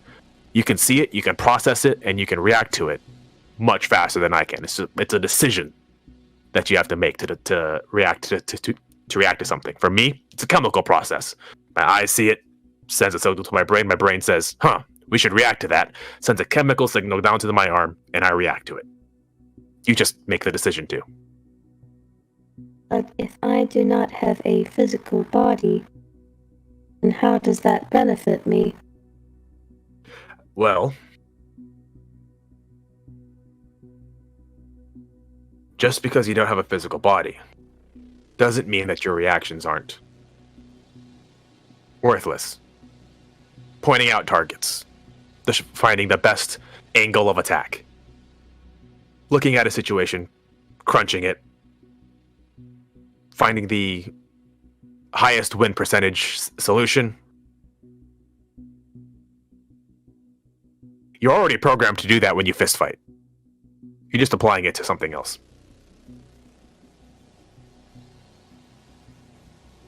How do I do that? Mr. G grabs one of the seats that's in the security room. He sits down and is like, well, that sounds like a lesson. And he's just gonna teach her fight theory. So you walk her through basic fight theory, tactics, things of that nature. Just feeding information into her. That's probably gonna take the rest of the day. He has a lot of information about how to kill people. And he was just writing new code for programming. Coach You just reverse matrixed her. You just downloaded Kung Fu to the machine. I know. He's just you know how Kung Fu you are? Oh, hold on.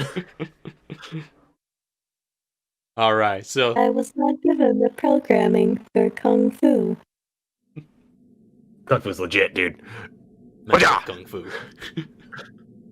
Kung Fu. Just go get Katara. Yeah.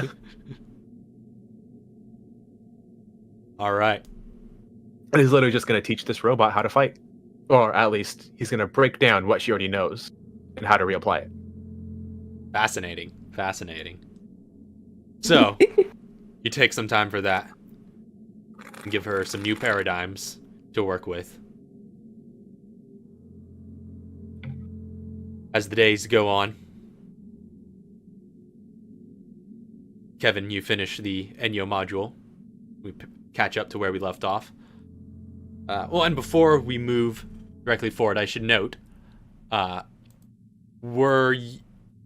think we mentioned this briefly last time, but is everybody definitely signaling to all of their forces to start mobilizing for the Manifold Tower?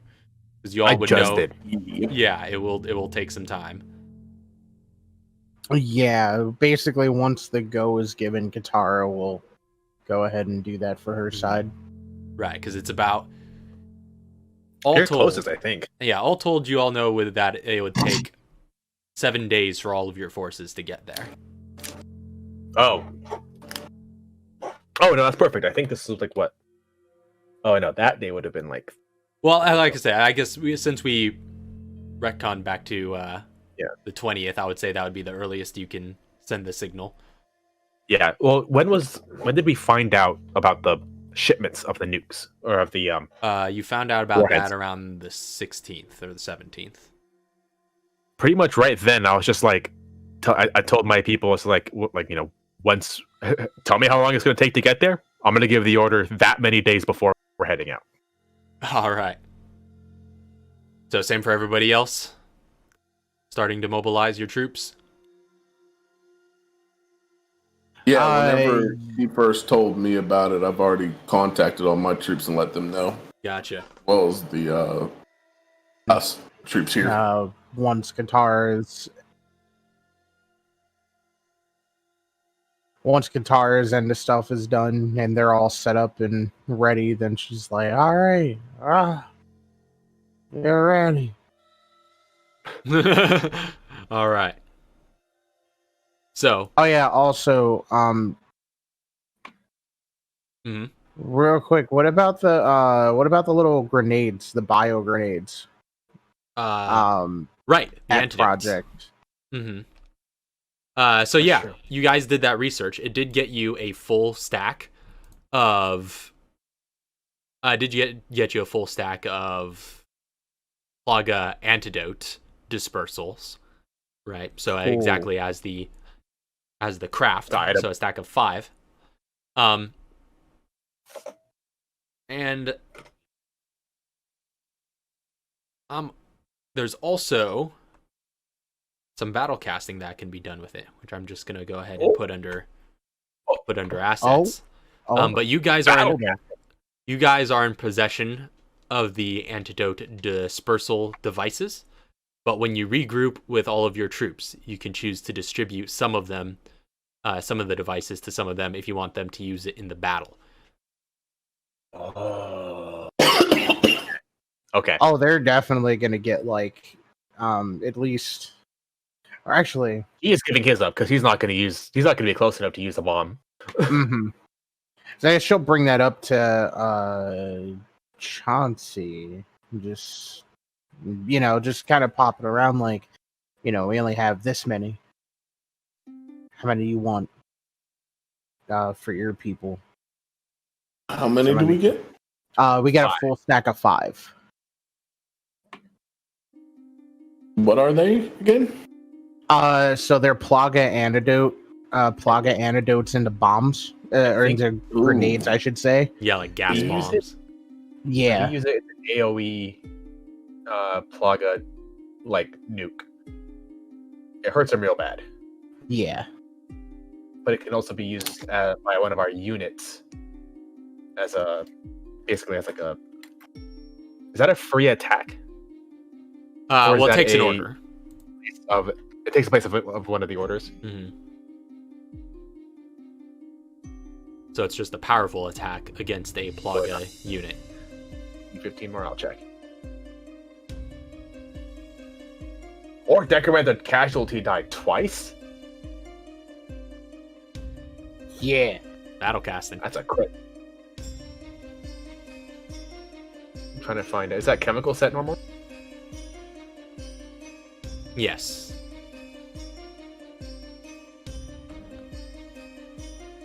But you all can decide that, I suppose, when you arrive and regroup with your troops. Yeah. Okay, yeah. How to I already know distribute those. Mr. G's going to give his grenade up. Yeah, and a lot of your forces are already on site. Specifically, the Scorpion crew has been scouting out for a while. So, you all put out the signals, ensuring all troops begin to mobilize for Baffin Bay. And over the course of that week to follow, they start moving out. And, Chauncey, Katara, Mr. G, all of you putting out signals to get the ball rolling. And when the signal goes out to Langley, Mr. Fox answers the call. Hear him on the other end. I see. Time for checkmate. My people will be there before you know it. And he arranges for all Alphabet Soup agents to fly on sea nights across North America, bound for the Manifold Tower. Signal goes out for Brunton, Minnesota. Emil Johansson answers the call. Walker must die. My medics are en route. Just don't forget our agreement. From an island in Lake Superior, a squad of highly trained anti-bioterror field medics, led by Joan Waters, deploys via helicopter, bound for another island in Baffin Bay. The signal goes out to Guadalajara. Parker Luciani answers the call. Ready to fight, sir. Golf team is Oscar Mike. And he leads the BSA's golf team aboard a Black Hawk helicopter, which flies them across the continent northward, with only a few stops for fuel and rest along the way. In Toronto, Angelina Yang answers the call. It's like, copy that. Enhanced strike team is on the way, ETA 7 days. She leads her evolved unit on a road trip across Canada in a caravan of rented vehicles heading for the northern shore, where they are to chart passage on a commercial ship to the island where the tower resides. In Kajuju, Sean Lennox answers the call. And he says over the airwaves, Walker's reign of terror ends now. A group of us from TerraSave are flying out to finish this fight. And with his team of TerraSave humanitarians, he charts a series of flights to North America, where they arrive after a few layovers at a Canadian port town, at which they are to book passage on a commercial ship to the Towers Island. That's all happening over the course of the week after you call them. We come to the 26th, the Enyo module is finished. Still another day before Enyo finishes her work on her cryo injection, or rather Nuria finishes her work on her cryo injection. Well, I mean, she can help now that she the module's made. Don't stick it on the weapon, stick it on a freaking forcep. So, what else are y'all looking to do before you depart? Hurry up, Nuria. Trying. Don't drop that, please. Try to have me a freaking barbecue. Yeah, at some point, Chauncey and the trio have that barbecue. Everybody can come. At camp. They're out on the grass fields. Cambria and Charles are tossing a football back and forth across the big field, being careful not to fall into that giant hole. Every once in a while, I just hop over it. Is there a bottom to that? There's a bottom. There's a bottom, but it's really deep. How deep? Deep enough you can't see it from up top. With probably daylight shining down. Every night that I want to charge my suit. Mm-hmm.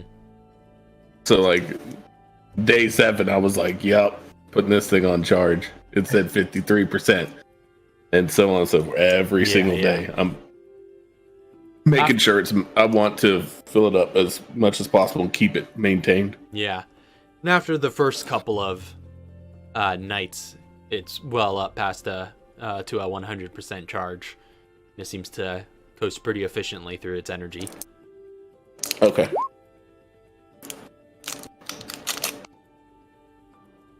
It's like the only other thing is just there's the barbecue.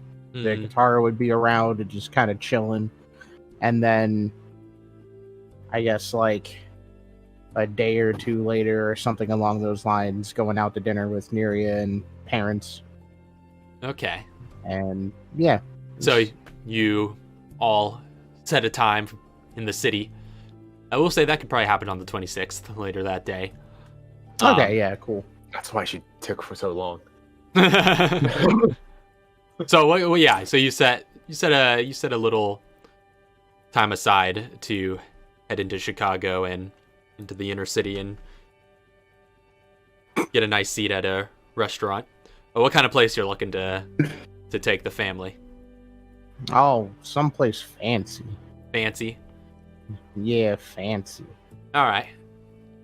You look across some, scouting the areas. You're able to get a reservation at a pretty fancy Italian restaurant in the north side.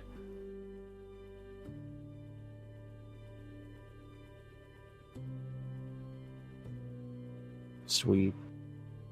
And I guess while we're waiting for Nuria to be back, I assume that, and yeah, it's kind of like you said someplace fancy. This is kind of a dress up kind of place. Get a reservation and kind of get yourself looking nice before you head out. Mm-hmm. So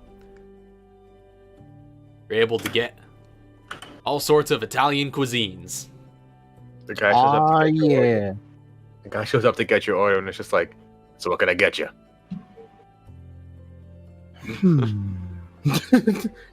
What? No, Give me some Nockies. Give me some Nockies. Nockies is good. Gnocchis. The ganache. The ganache. Ganache. It's called Nockies.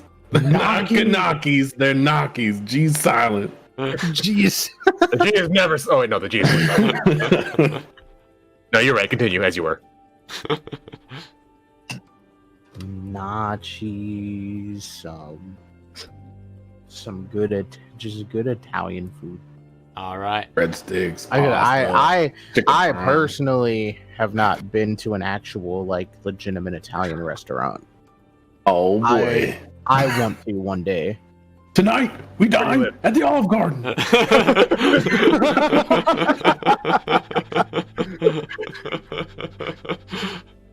Yeah. I feel like that's the when the whole group goes out. That's what that is.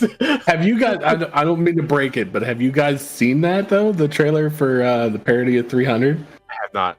Oh, I'll post. I'm sorry. I thought somebody else would catch this reference. Nope. I got you guys. No, yeah, but Char, your parents are very well pleased. They get all dressed up in their Sunday best and head out with y'all. Everyone gets nice orders. And you also catch on the menu, they do serve as a beverage a yellow herb tea at this establishment. Oh yeah, she's over like, I would love this. It sounds amazing. Sweet yellow herb tea, just what I needed. It hits the You know what? spot. That's gonna make this- Yeah, it's like that's for some reason. All right, y'all ready? Oh no! I don't know if my body is ready. Here comes a 12. Y'all ready? I don't even know. I if wish my- it wasn't 12. 12 I was wish. like 14. All right, here we go.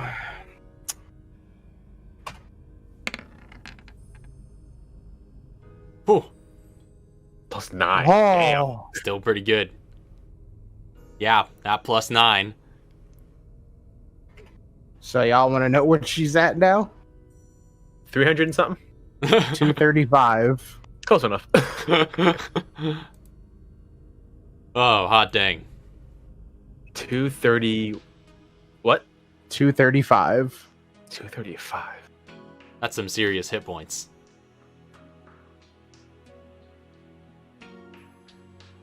Originally, it was basically going to be the lowest I could roll since we reroll ones.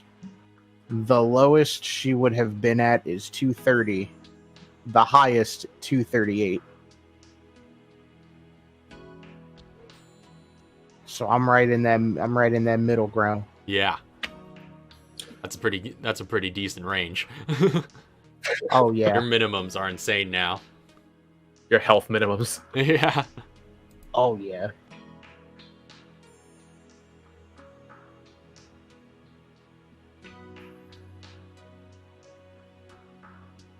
Did she catch on fire at the restaurant? Roll a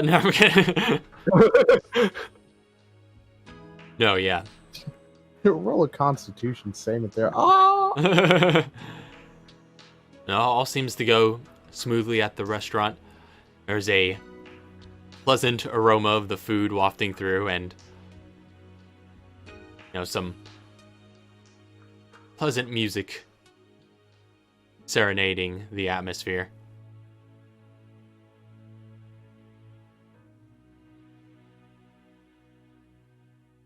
Oh, he's finally back. You had really tasty pasta. The best pasta in town. Nuria is currently in the process of eating.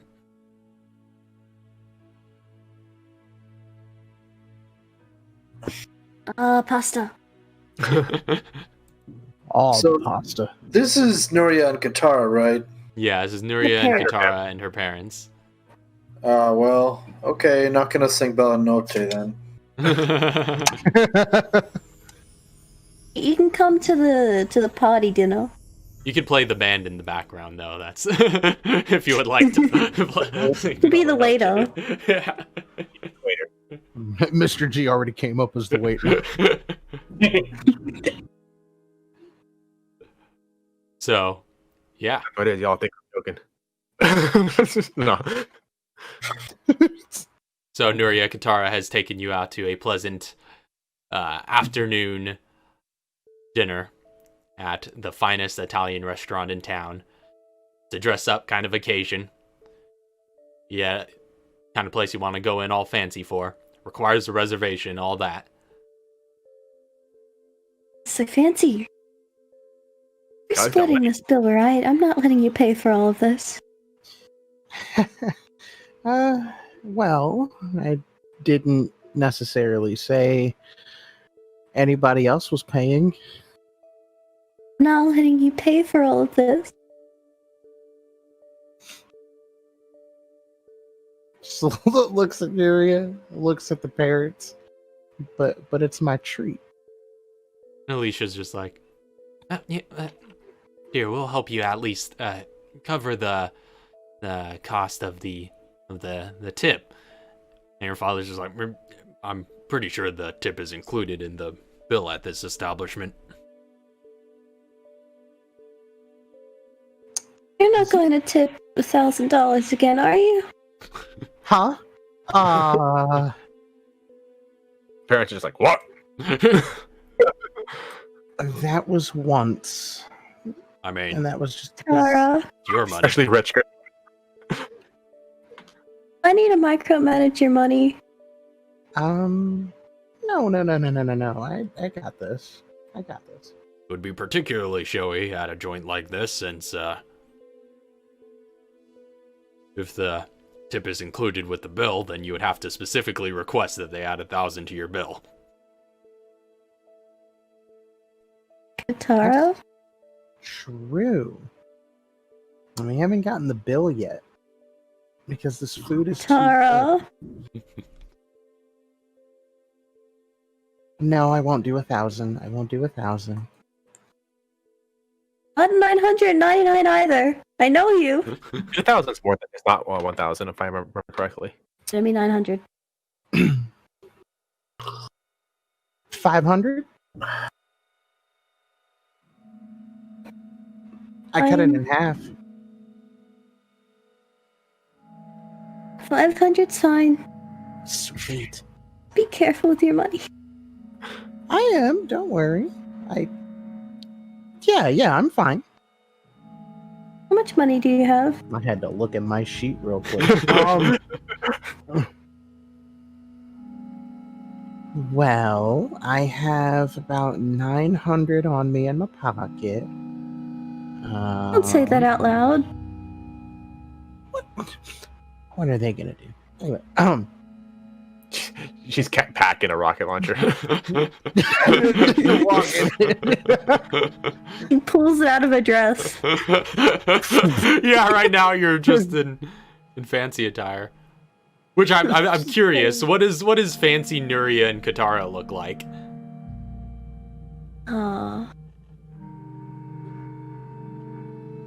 If you No, have I might something just in steal mind. the dress design I had in that one meme artwork I did. That's what I was gonna say. I was just gonna put guitar in that. Neri is probably wearing like a long black dress. I don't know what it's called, but it actually Guitar. it's like one of those small turtlenecks, like a thin like turtleneck kind of thing. All right. And it's like it's long black dress, and the sleeves are see-through, with like a lace pattern. Nice. Strange to see her in something like that. She normally wears bright colors. I mean, and you normally don't see guitar in a, red. It's dress. fancy. She always wears fancy clothes. Shit. Okay, yeah. Can't argue with me. You right. It's like just as they're eating, just guitars, just like I'm happy, and I'm happy we get to take at least a little bit of time off and spend time with one another. It's been so hectic. And I'm I agree. happy you thought of us, Katara. Nice to just have a little family time. It's good not to Always. forget about the little things. Of course.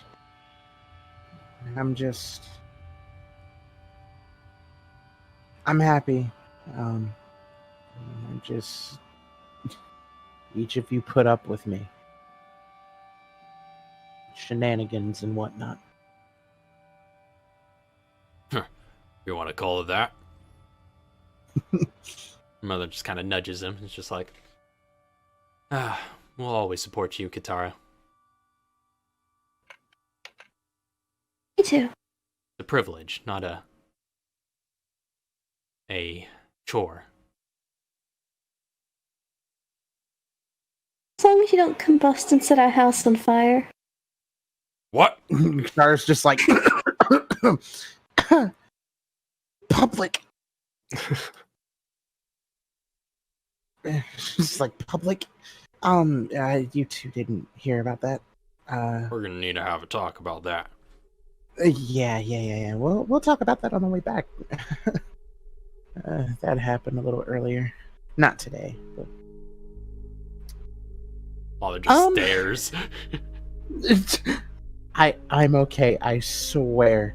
But I do want to say now, just to each of you, that I apologize for putting each of you through all of this, just all this worry regarding me. I know I'm stubborn. Very. I do listen. It's just sometimes I want to go my own way with things, and it's not always the best, as we've seen certain results, but I just want to say I'm sorry, but I'm sorry about all that, but I love each of you, and just again, thank you for putting up with me. Oh, dear, we love you too. Oh yeah, love you, Katara. You'll always be my little girl. No. Love you, Katara. You don't need to apologize or thank us for anything. And she just smiles at each of them, takes another bite. She's finally learned how to hold a glass without smashing it. Or burning it. Or burning it. Say,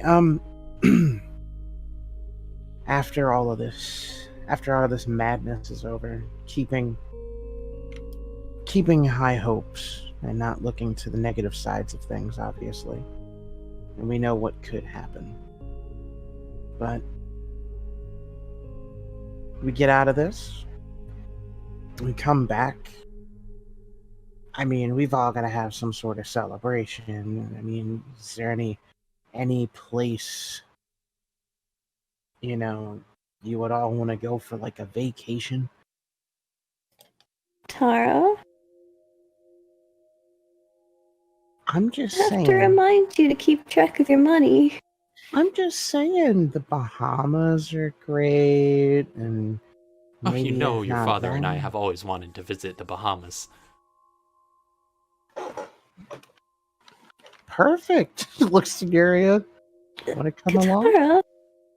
Hey, I'm saying after all of this, I guarantee you we're gonna have the money. We're gonna have the As money. long as I help you pay for it, you're not paying for it all on your own. All right. I won't argue that. I'm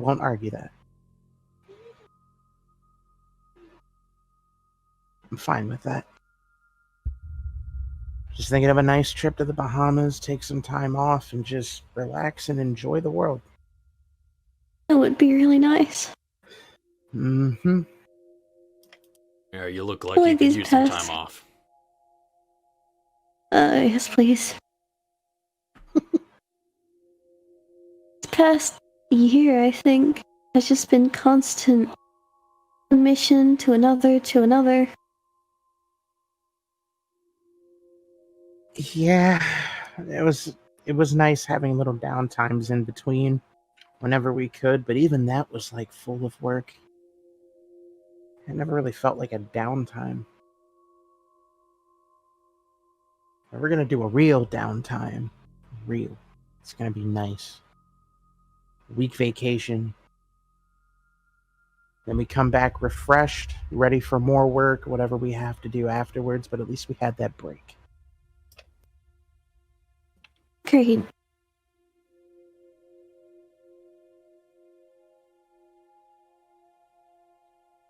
And it's pretty much just continues eating after, just talking about that little after vacation. Mm-hmm. You all have a... Very make sure Qatar doesn't give 1,000 to the waiter. How much does Qatar tip? 500. All right. You make that waiter's day. His face just lights up as as soon as the tip comes. And they have to work here. Yeah. They have to double check to make sure that's what you intended. Mr. G is the waiter. Have a good evening. That person sounded very familiar. They just had a mustache. Just come in, it's like bonjour. Yuri's passive perception immediately recognizes Mr. G. You're gonna have to God damn contest my stealth because your passive equals my passive stealth. I know. But are you considered stealth if you're standing in front of them being a waiter? That'd be deception. That's true. It's even higher. No, Oh, it's actually the stealth is the highest. Yeah, deception is only Correct. 22. No, that's still higher. Are you actually disguised as a waiter? I could be. Is this canon? Yeah. Mr. G knew where they were going. So she tried to invite him and he was like, I never told nah, Mr. G. She overheard it. Yeah. He's gonna show up as a waiter and just gonna knock a dude out and take his place. You're just Mr. G's just in the background of this whole scene playing Hitman. Mr. G's the guy who comes to pick up the check. Does that person look familiar? squints. Have I seen this one before? He is Italian. He does speak Italian. He does speak fluent Italian. He's coming at you all like, well, you see, and then explains the entire menu. No.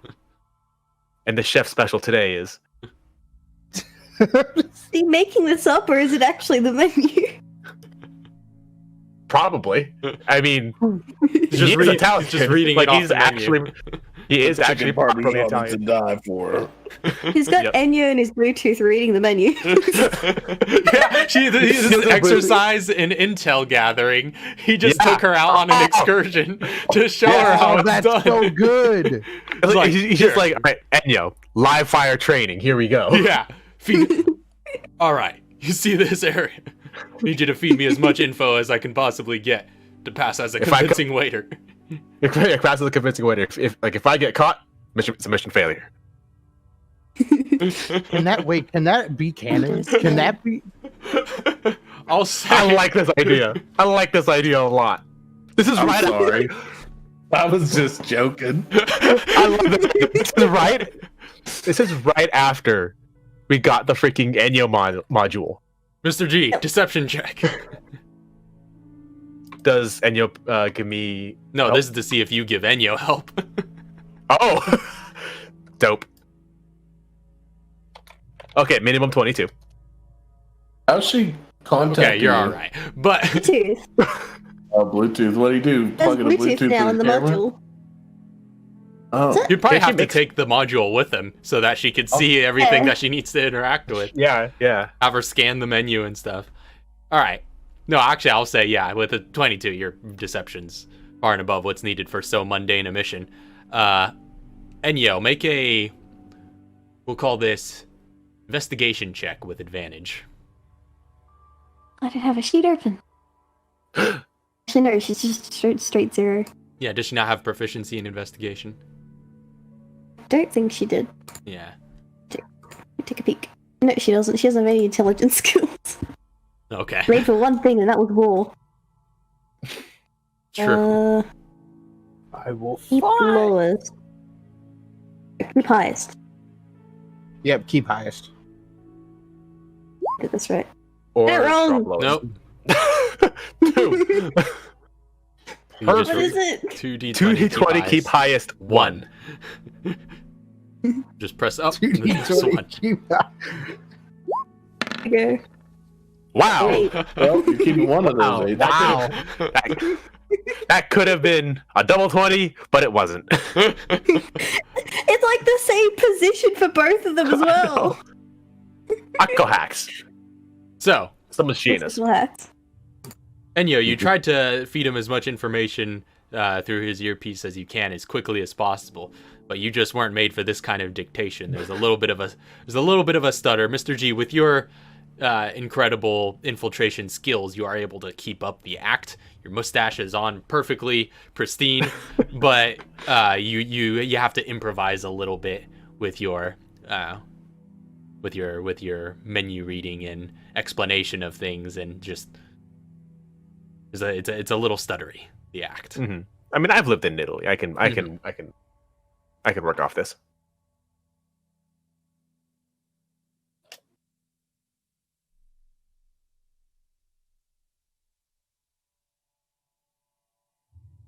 I don't know what to do. It's just a waiter. It's just a voice. Seems legit to And me. he's gone. Up, They and doing with that, perception checks or insight Like, checks? I or don't we know just- if that's an insight or a perception. Yeah, I would say, that'd be one or the other. I think both could work, insight or perception. I'm going perception. I don't have I'll insight. And I guess I'll leave Mr. that G, to you. in that case, you would have to roll to see if we take your minimum or if we.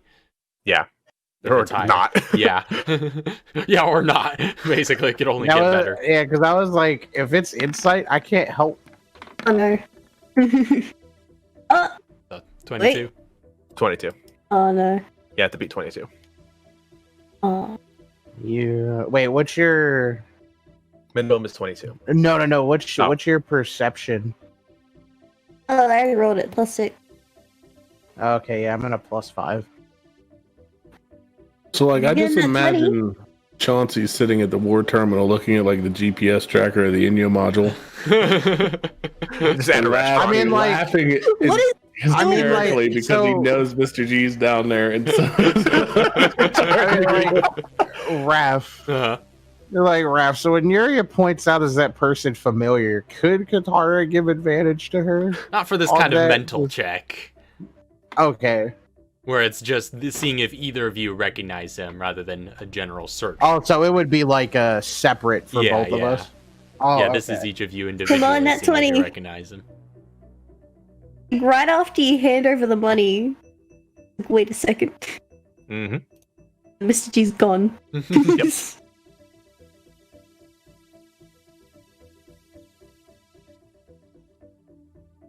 Slow rolls tonight. Yeah. Well, I mean, I rolled pretty instantly, but that's because it only happened right when you rolled.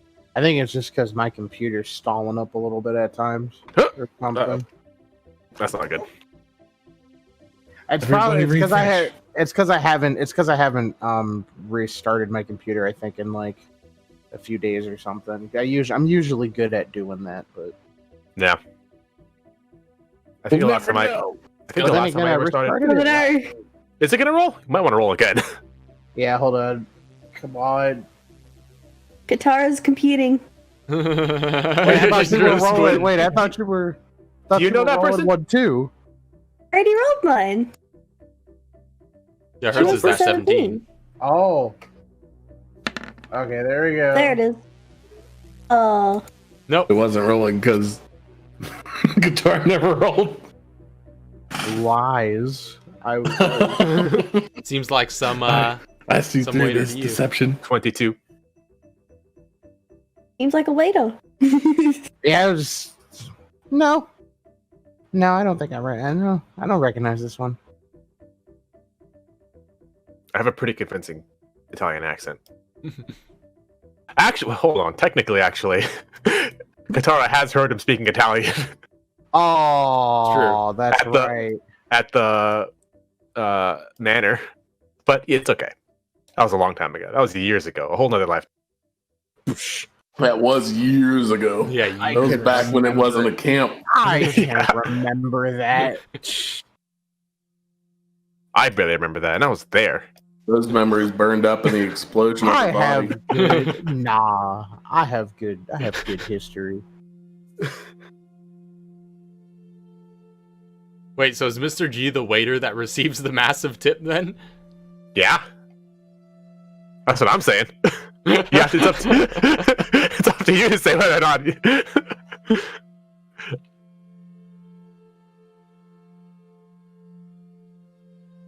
Okay. That better be. Okay, I'm cool with it. Fun. You can do with it what you Do it. will. Oh, I mean, They seem you none know the wiser. exactly what I'm gonna do with it. What you can do with Store it. it in his stash. I don't know yet. I'm gonna tuck it into his We're dollar bill body Yeah. armor he has on. Pretty we're much. just gonna Actually- see. We're just gonna see group bill go up. I was gonna say It's like- technically, yeah, it is just added to the bill. So if they're just paying with a card, which I'm assuming they would be, Oh, that's it true. would just all go towards the restaurant anyway. And towards whatever poor waiter was supposed to be tending to this table.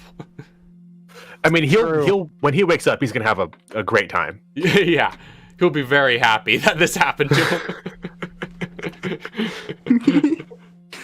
Somebody Yeah, just sweet. just knocked him out and then did his job better for him and let him take all the credit. That's so good. Then he gets a raise. Yeah. Yeah. I'm invested in this guy's story now. It will be a one shot one day. Yeah. He's a playing character in a completely different universe. All right, but you have your pleasant evening having dinner Yeah. at this fancy Italian restaurant. Give her parents the rundown on the way back home about spontaneous combustion. Now, the thing about spontaneous combustion is This shouldn't be happening, but it is. I don't know what it is. I don't know what it is either. They were in the room when she first exploded. I'm pretty That's sure we true. know what it is. I don't know what it is the second time. That's true. Well, that's true. They were there. they're there the first I don't know time. what's causing it. Well, I guess they were probably there when you guys were carting her through the second time, but didn't Just see that. just walking through. It's like, I mean, they Oh, yeah, were that's standing in the true. labs if you didn't pay any attention. That's true. just walking in like your daughter caught on fire.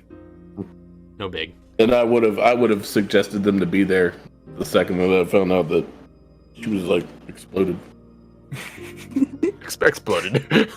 Your daughter was repping and all that other stuff. Next thing you know, I heard a thud. I walked in, she on the ground. I blink, she's on fire. They also sat there and watched me beat you at arm wrestling. Yeah, in the middle of all this, they just watched that. Completely flabbergasted. But nonetheless, You just won because of rolls. Oh, is that true? Me with a +4, you with a +3. That was me without my armor. Let me roll my armor up. Roll that armor. Cheating. Roll it. The exact same.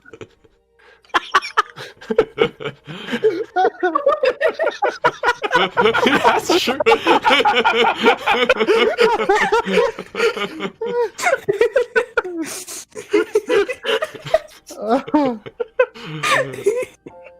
Oh, that was good. It's the exact same. Yeah, you'll just basically just rolling d20s at that point.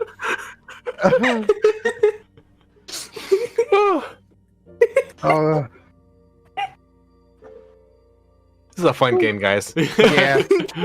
Yeah. So, after this pleasant evening of catching up with your family, just having a time to enjoy the atmosphere, just have a nice time separate from all the crunch, all the hustle,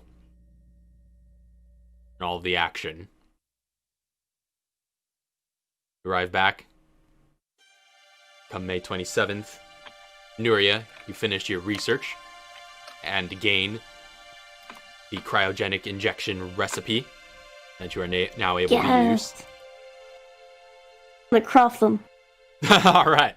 I'm gonna use all 5 oxygen canisters that I got last session, or the session before, whatever session I got them. Snap. Oh, yeah. And I'm gonna use which chem fluid does Katara have in her storage?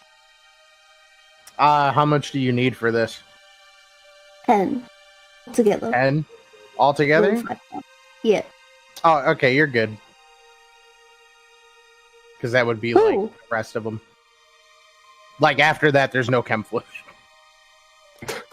Unless I think you these are all the literally, ones that I got. unless like you literally come to her and like take some out of her stuff, just like, hey, I just thank you. That's mine now. together. Okay. Come on. As many of these as I can get. Guys are finally burning through that stash of. Oh, fluid, yeah. This is finally. what it was for. Yeah, this was what it was for. It's now or never. Yeah! First Success. success. So you said you were using all the liquid nitrogen? Yeah, 5 liquid nitrogen canisters and 10 chem fluid. Cool. I'll put those at 0. It's everything I bought. Think about how much ammo we'd have stocked up if we were to do that back whenever we first got the ammo store. Oh yeah. Because I gave away 400 bullets because I was tired of storing them myself. Like, imagine how much. And I stopped. No, I've used all those. Like, those so never stocked up. Well, that's true. Yeah. Yeah, those things never stocked up. But that 5.56, we'd probably have a good 1,000 if we were to take it every time. Because they were like, after I hit 400, I was just like, yeah, I'm not taking this anymore. And that was a bunch of re-ups at 90 each. Tell me Yeah. success. Another Let success. me see. Ooh, No success. you're on a roll. Triple success. This is the last one. Oh! My Aw, streak!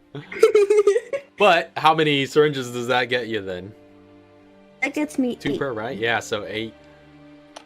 Whew. Oh, this is Alright. gonna be great. So, Oh. for those who are, if anybody looks for Nuria during the day of the 27th, she is just in the labs, feeding some tubes between canisters of liquid nitrogen into various syringes and creating a careful chemical balance to allow them to maintain their liquid form and be injectable. And by the end of the process, she just has these almost icy looking syringes ready to be loaded. I know Katara would be down there, definitely messing around with the the launching vials that she got. Right. I'm gonna take, because I went out for gas canisters. I'm also gonna have Neri craft steroid. Right. So I'm just gonna, and plus since it's a DC 5, I don't have to roll for it. So so you just start cracking those things open. Success. Sweet. Yeah. Filling them up. So these are flame rounds you're turning them into? Yup, turning into flame rounds. All right.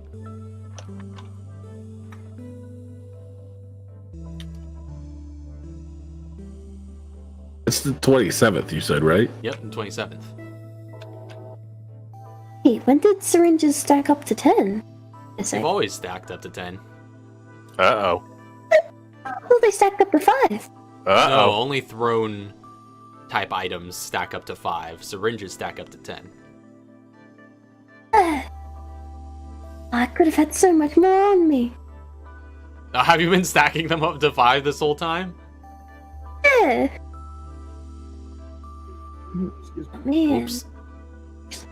Okay, so that's 2 chem fluid. I'm using my own ones now. I have a lot of chem fluid. I'm gonna craft some more medical injections. I'm gonna craft 2 of those. 4. How much medical? That's a DC 10. That's a baby. That's And you know what? Say this. I'm gonna get one. Okay, good. Gonna craft some more acid. 1, 2. Oh, that was only the 1. Okay, both successes. And those are for... Medical injection. Ah. Now I have 6 of those. Oh, I have 7 of those. Oh, nice. So I've used up all my launching vials. The last 3 are used for acid rounds. All right. And those you also auto-succeed? Yep. Awesome. What else do I want to craft? So that puts me at a full thing of acid rounds. I have 12 out of 12. Snap, son. So you start filling up those glass vials with some caustic compounds. Should I make more toxic injections? I have 4 of them right now. You said you have 4 of them? I have 4 right now. Hmm. Do you have room? Oh, yeah, I have room. Yeah, go for it. Just don't want to use all my supplies. Well, true. This is when we use all our supplies. This Then is I the won't time. have any supplies to use functions. Who needs functions? I need Um, functions. Herbs? I need a function, man.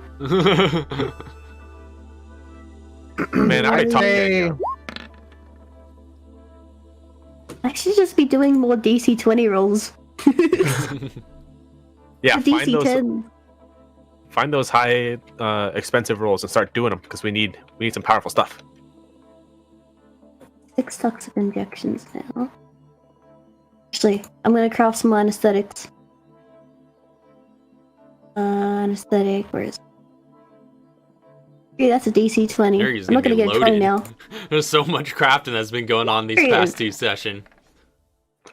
Yeah. Oh, she is gonna be loaded. Or anesthetics. This You guys is are for gonna be- everyone. Pumped up with full of so much drugs. Okay, so got 5 cryogenic formulas. Got 5 out of 5. 6 toxic injections. I've got 1 volatile reaction. I might make more. Got 6 anesthetics, 3 painkillers, 7 medical injections, 5 steroids, 8 cryo injections. Dang. Make more. So I make more. What else can I make? I have a GIF for this that I'm just gonna post once I find it. Just stacked It's just the perfect representation of Nuria. I want to make another volatile reaction. It's a little chem fluid. Does Katara still have scrap material? Oh yeah, there's 18. Like, Oh, cool. I'm gonna take one of those. I'm gonna use 5 more chem fluid. Whew. Oh! It's a DC 15! Oh, my streak! Aw, man.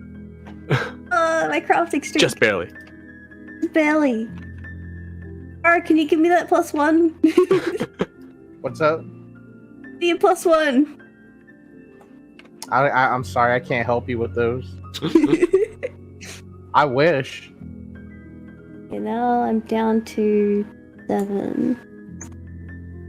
I'm gonna attempt another one of those. I have 1, that's good enough. Make anything else.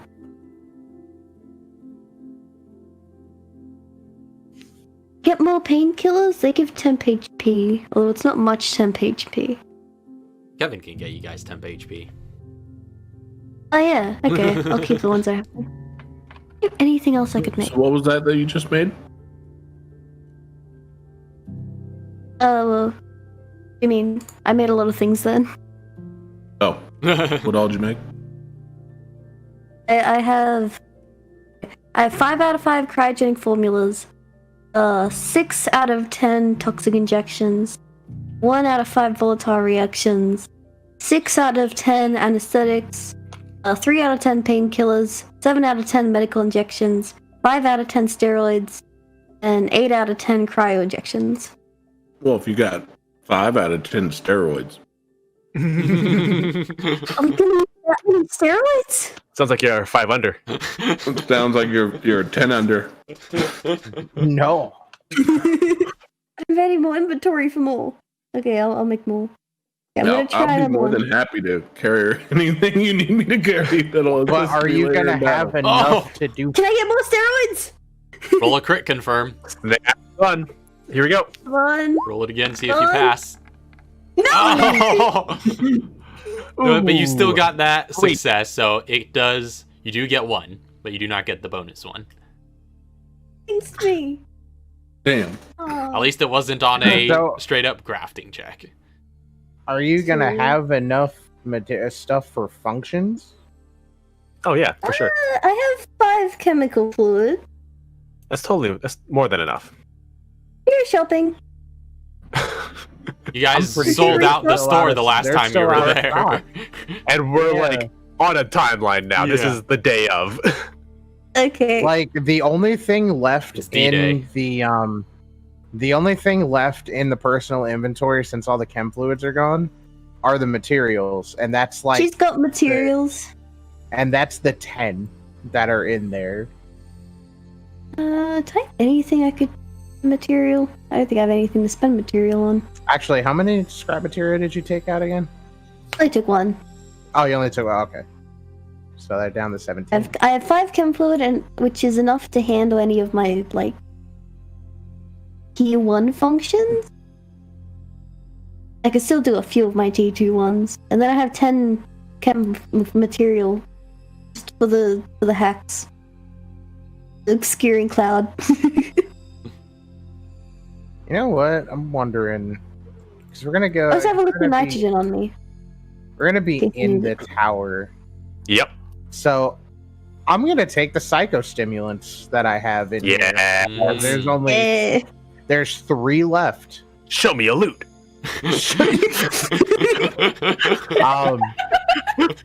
That was I'm great. sorry. That was great. No, really, it's a good choice. Good choice. I do not know why I said that.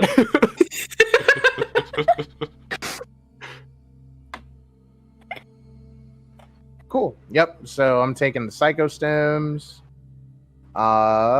So those are not in the thing anymore. I mean, if anybody wants a pistol, I mean, there's a pistol in here. And there's a combat That's knife alright. +1 in here. But that's it. You're only delaying the inevitable. All right, I'm ready to go. I'm ready to go. Let's go. I'm pumped up. I'm juiced. No, you're not. No, yeah, no, let's go. I think we're ready. Let's go.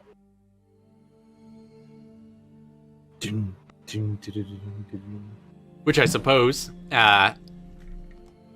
Chauncey, with your calling everyone to action, would you have sent out Foxtrot 1 out at that time as well? Yes. All right. So everybody is en route.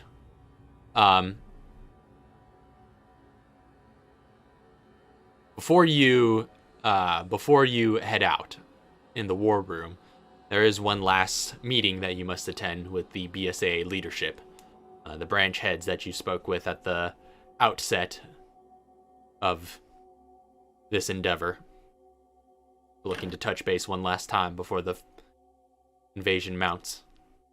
Okay. So, at the set time in the afternoon of the 27th, Chauncey, you get back on that sort of holographic display. You see all of the different branch heads from around the world in a sort of council meeting type setup around you. Winston George, the European branch head, who was there and did much of the talking when you were instituted as the acting director of the North American branch, begins the meeting. Says, So, as we all know, this conflict with the Manifold is beginning to take quite a toll and is beginning to, it seems, barrel toward its end. Now, Director Clancy, we have read your reports. We know how the goings-on have proceeded. During your short time as acting director of the North American branch, your performance has been quite a mixed bag. On the one hand, we've seen extreme civilian casualties in Guadalajara, and in Kajuju you lost hotel team.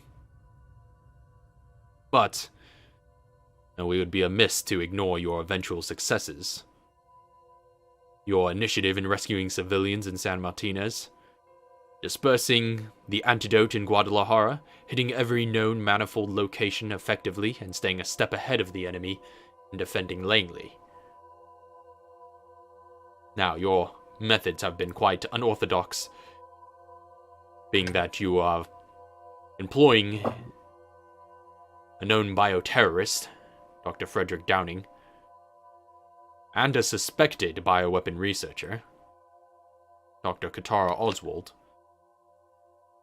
And we have heard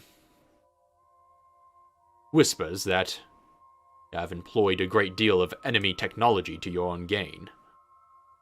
And who knows what else we might not have heard of.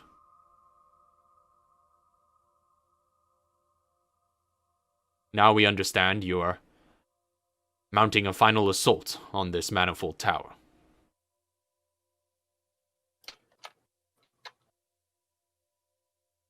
Chauncey, leans forward in his seat,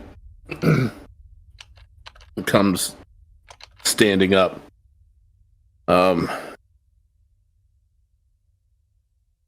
He goes and says, "Whispers. It's what you're hearing is whispers.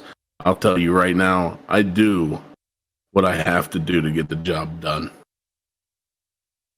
I'm tired of letting them attack for us to fix what they've destroyed.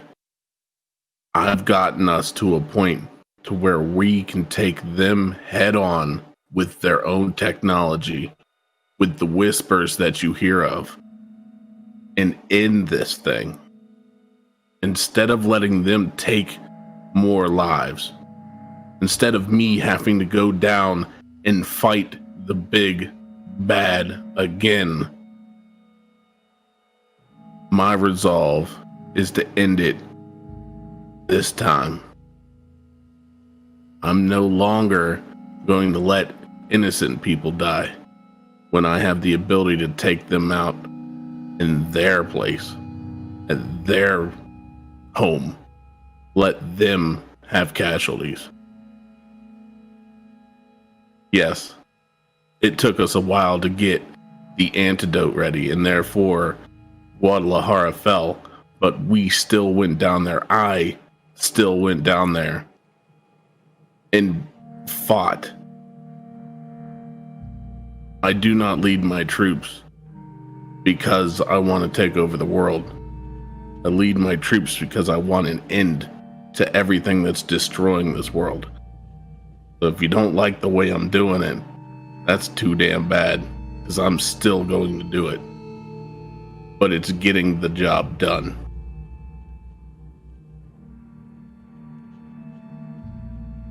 South American director Marco Rodriguez pipes in, says, "They can't argue with the results. Acting Director Clancy has done quite a bit of good and a number of successful operations. Yes, of course. We do acknowledge those accomplishments. Unorthodox though your methods may be, we recognize this resolve of yours.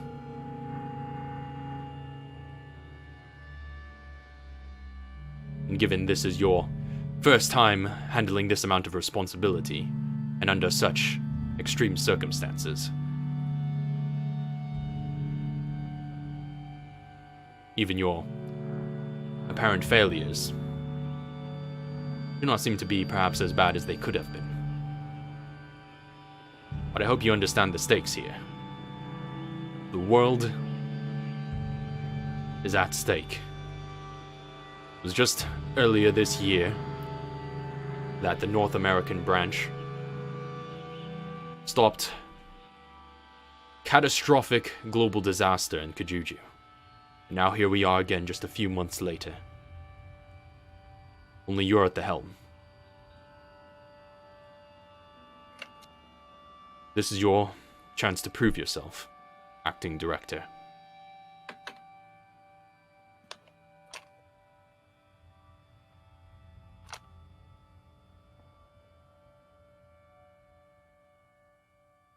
And if I succeed at this, what's that mean?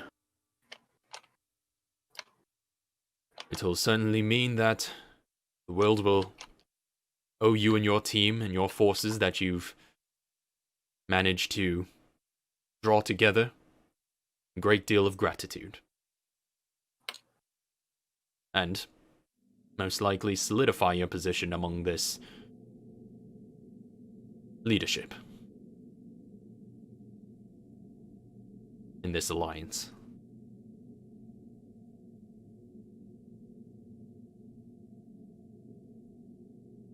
He takes a deep breath and looks back out and says, I'm not doing this for the earth, for the world's gratitude. I'm not doing this for this director's position. I'm doing it because it needs to be done. Because somebody has to do it. Unorthodox ways that I do things don't seem wrong to me because we don't know what we're dealing with every turn of the way. I'm writing the book on how we need to do this.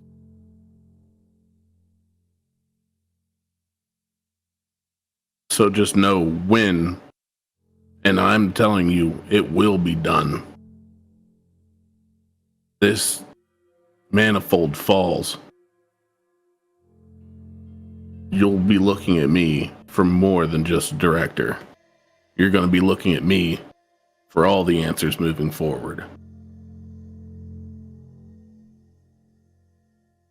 You may not like it, but this job's going to get done.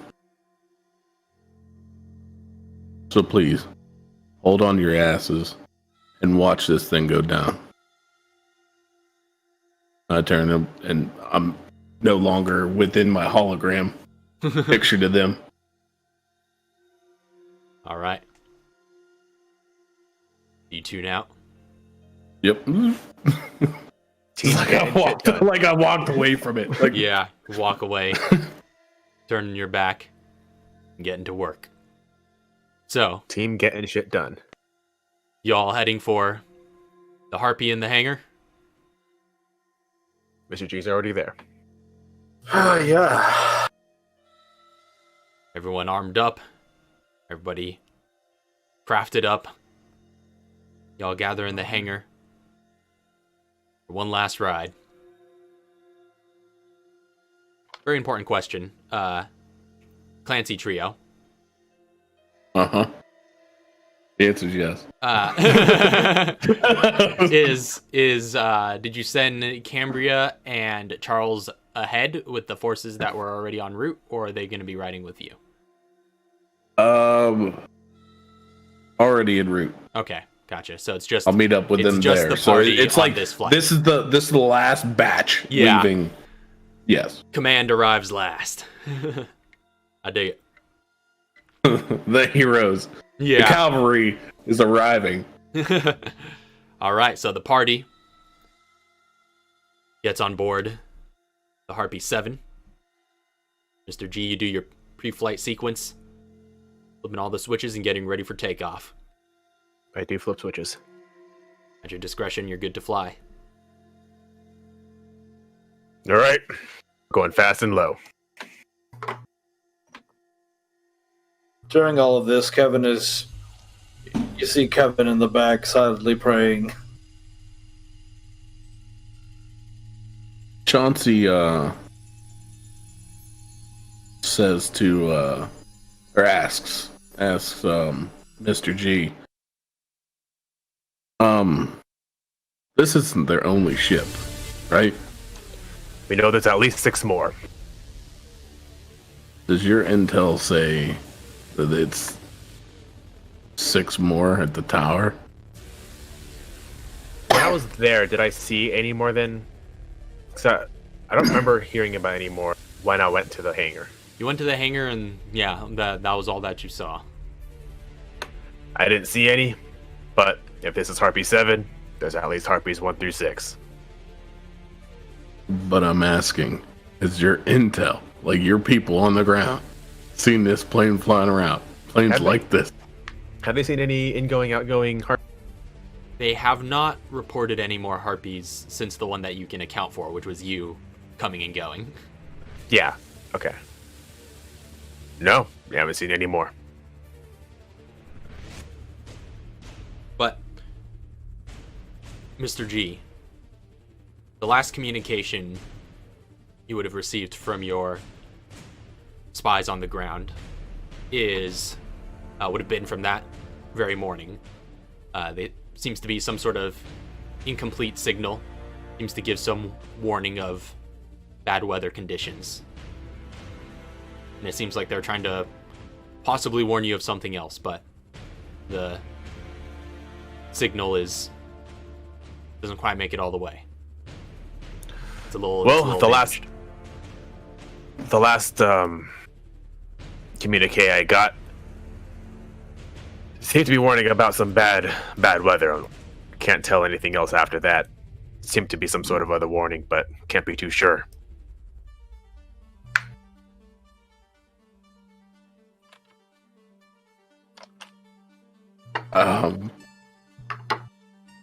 Chauncey says to Mr. G, do you think low and fast is the way to go? Or do you think we should take it up above the clouds? Well, whichever way is going to get us faster and quieter.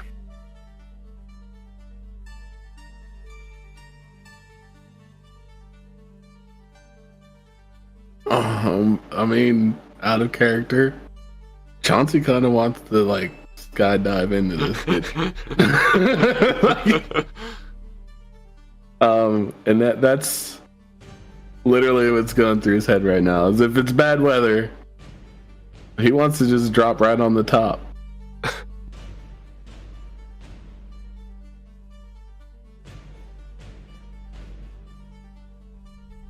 Even if you have to just drop him. If you just have to drop me, like, Chauncey drop. Well, if you think you can survive it. Do you think he'll survive that? I don't think he's gonna survive that.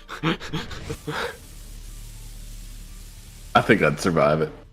Alright, we're going high. Oh no. This is still out of character. I'm just saying what he wants. This is what he's thinking.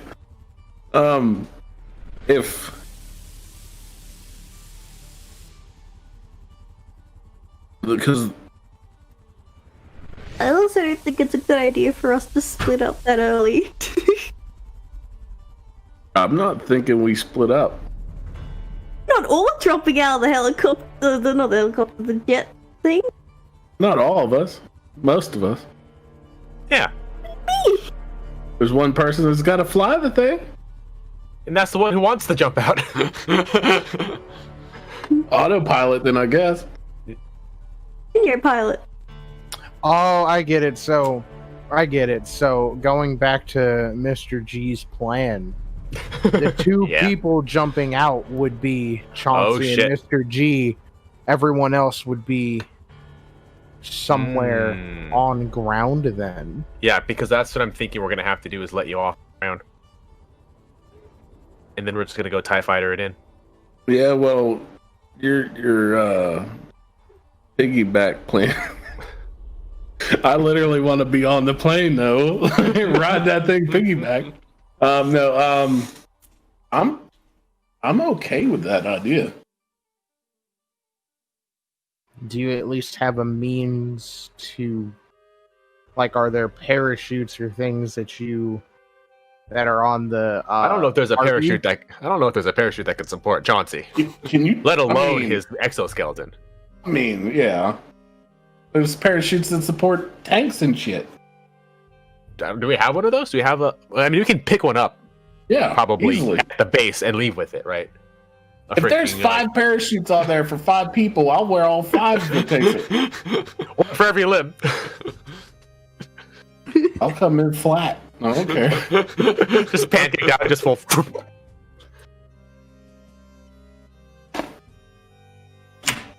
You tell me. I'm in.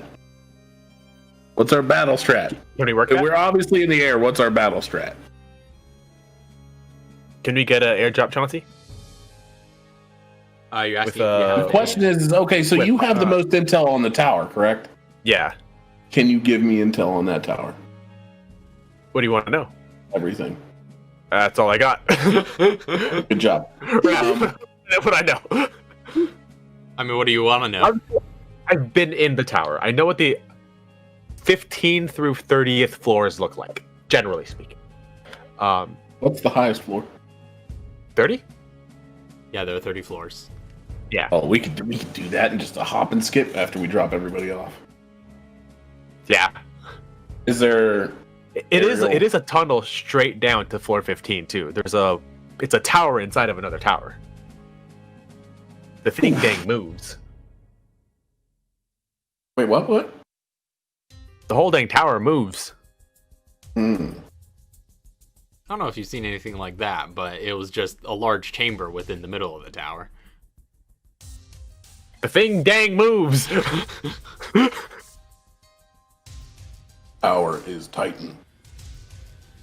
I'm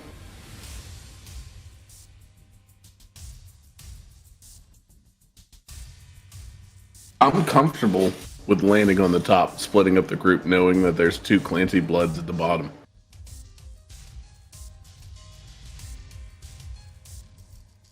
But are they going to be with the party? Because they're going to be in units.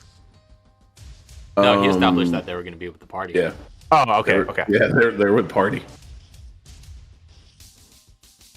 Yeah, because like you can have damage, or you can have like DPR and tank in both parties, and like heavy DPR and tank. And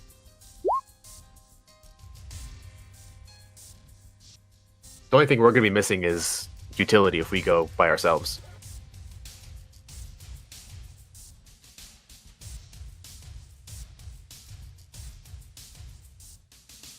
So, Mr. G. So that means Neria or Kevin have to ride along with us to have utility. Hey, Kev. You afraid of heights? Kevin looks up and he's like, what? Are you afraid of heights? Why'd I ask? You want to jump out of a plane? Well, oh boy. Why not? Today's the day I die. Today's the day we might die, so... That's Why the people don't say spirit. that? We're not dying. What are you talking about? Somebody's dying. Ain't nobody dying. Not under my watch. Well, I mean... Jumping out of a plane. I mean, battle strap. Okay, if you guys really want me to come with you, I'll come with you. It's still up to you. Completely up to you. That's on. Yeah, that is your decision. Worse than anybody. He takes a moment. He's silent. And then he simply says, "Alright, boys. Let's kick some ass." Yeah, boy. Knew he'd want revenge on all those butts that came on those toilet seats.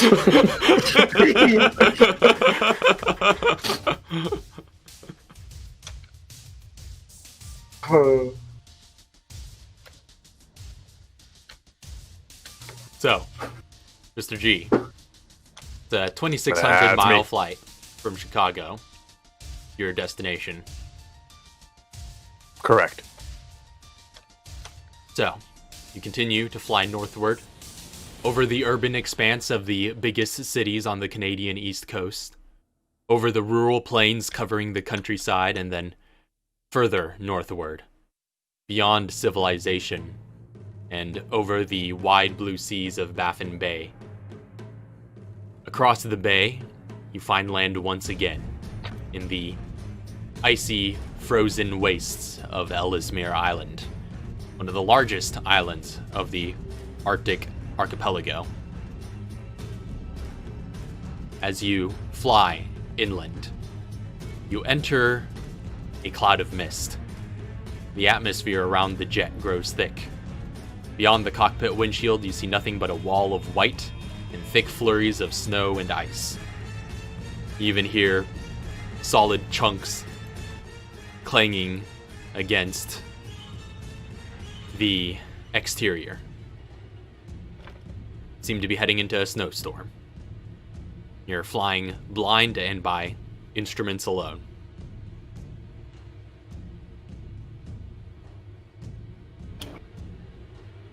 Well, I generally know where it is.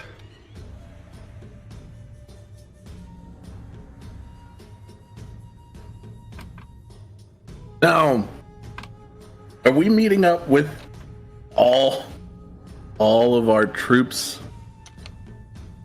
Essentially, yeah. The Okay. area outside of the tower has essentially been designated as a big rally point that everybody has been making their way towards.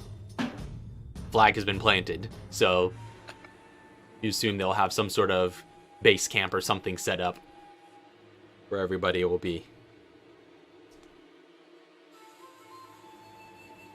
I'm assuming Walker knows this, right? Like, notices that there's like a formidable army piling up at his gate right now. You would assume. It's a fair assumption. So after some time, though, Mr. G, you see warning lights begin to flash red around the controls. You just hear That's not good. Little sign reading "Missile inbound" reads across Everybody boy. strap in. This is gonna be rough. Deploying flares. All right. You see, I strap on my parachute. Really? you find a parachute beneath one of the seats. Kevin Uh, also got A Chauncey-sized parachute. I also there's one I'm parachute. assuming I can stand up inside this harpy. You can. Is there like a bar or something I can hold on to, like I'm riding a subway train? Like, it's gonna be a bumpy ride, but I'm riding it. You can. All right, So, just standing there while he's doing barrel rolls and shit. you see nothing beyond the cockpit until you see 3 dim, diffused lights in the near distance, which close in within a second. Mr. G, you deploy flares? Oh yeah. All right. You Roll. do some evasive maneuvers and deploy those flares. One of the missiles just goes haywire and just detonates elsewhere, not dealing any damage towards the craft. Go ahead and make, for the other 3 inbound missiles, mobility saves. Okay, so that using was just the one aircraft. missile. Yeah. So 3 separate projectiles. For the aircraft. Okay, does not have any save deficiencies. Do I see any other parachutes around? There just seems to be the one. We didn't What? take any. You didn't take any more before we left. What? I would I say need one for at least You- each person. You only need 2. I know we only need 2, but we have other people on board that may need them as well. If you do not mobility save this thing enough, they may have to take a Yeah. jump anyway. I'll say from the hangar, yeah, you would have been able to gather a At few least more one enough. for every. Yeah, at least Yeah. one for everyone. Just for safety. That'll be the case. Okay. So this is number 1. Oh, that was Yeah, almost people- good. Gosh. Put on your parachutes. Number 2.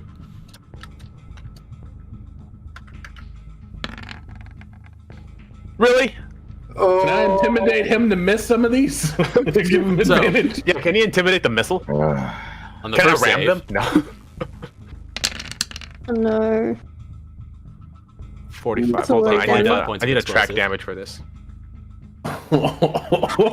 Better put on your parachutes, boys. Kevin's is already on. That's already if this is the That killed me basis already. of what I think this is. That's already like 90 damage. Like No. How's it killed Muriel? Oh wait, no. Is that? because this is a construct like or an object. Do I take double? you That's do explosive. have Do I take double? vulnerability to explosive damage, yeah.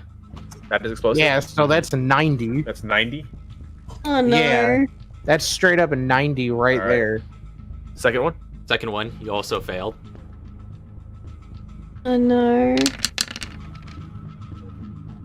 Take 28 That's less points of damage. explosive damage. That's a lot less. That's damage. Well, that's- about look. So that's 56. So 56.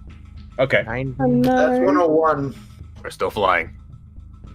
So these 2 missiles detonate around you. You try to evade them as best you can, but a solid bit connects with the exterior of the Harpy.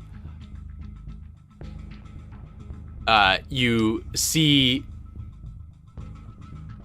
looking out your cockpit windshields, you do see and looking at your instruments and your various diagnostic tools, the turbine seems to have sustained some damage and you are beginning to lose altitude.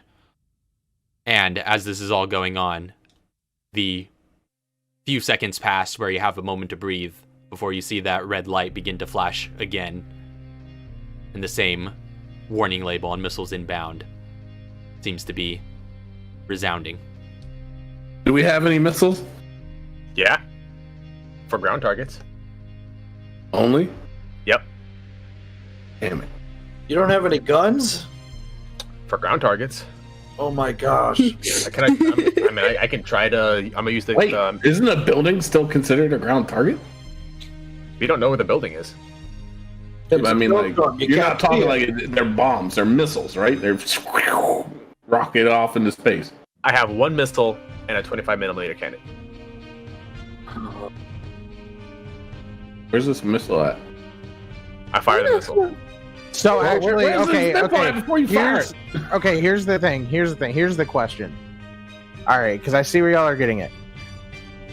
The missiles. Wait, no. Hold on. How does this work? Okay, hold up. Wait a minute. Here comes your cat minute. So, it has a feature called avoidance, which means the vehicle is subjected to an effect that allows it to make a saving throw and take half damage. It instead takes no damage, which the first missile took no damage if it succeeds on the saving, or if it succeeds on the saving throw, and half damage if it fails. So I'm vulnerable to explosive, which means I take double, and half, so it's back to normal. Right. So it's basically. So okay, so I'm taking normal damage here. That's Okay. a lot. Oh, okay, that's a lot less than. That's 73. Like together. 40. Mhm. Yep, 45 plus 28, 73. Okay. Whew. Oh, we ain't losing altitude. You're still Yeah. losing altitude. Like, Oh, well. if you hook Enya into the jet, can she give you advantage on mobility saves? I mean, where's the hip? If that jet goes down, then Enyo's going down with it, then that's the problem. She's in the hard drive. Different. And maybe, I don't know. But you still have those warnings, signals flashing. You still have those missiles incoming. Yep. You have no visibility. Deploying flares and heading in a downwards trajectory. Like, All right, you deploy flares. One of the missiles, again, you see a brief light in the middle distance, which instantly just closes in. But one veers off. is it possible to make attacks with the 25mm cannon, see if I can hit a missile? It would be very difficult, but you could try. I'm willing to try. All right. Is there a gunner seat? There's not a gunner seat. It's all handled by the pilot. Everybody strap in. Yeah, so you're as this rotary cannon unleashes a line of bullets. So I'm just gonna make a straight attack. We're gonna be Yeah, attack roll with the attack bonus there. yes. All right, one target. So this is gonna be one of the missiles. Again, this is a very fast-moving and finite target that you don't have any visibility on until the last second. So it's going to be pretty difficult. I'm just aiming for the bright lights.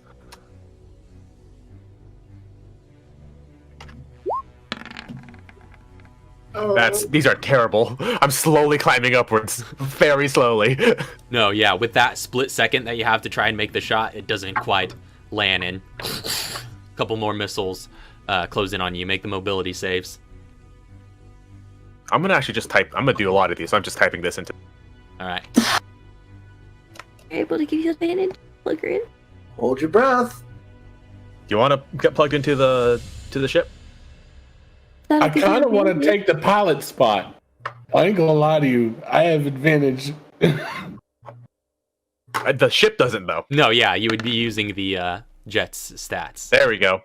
But wouldn't I still have my advantages? It's the ship stat. Yeah, the stats belong to the jet, so it wouldn't be your. natural If you were stat. standing on, I'm efficient with all weapons.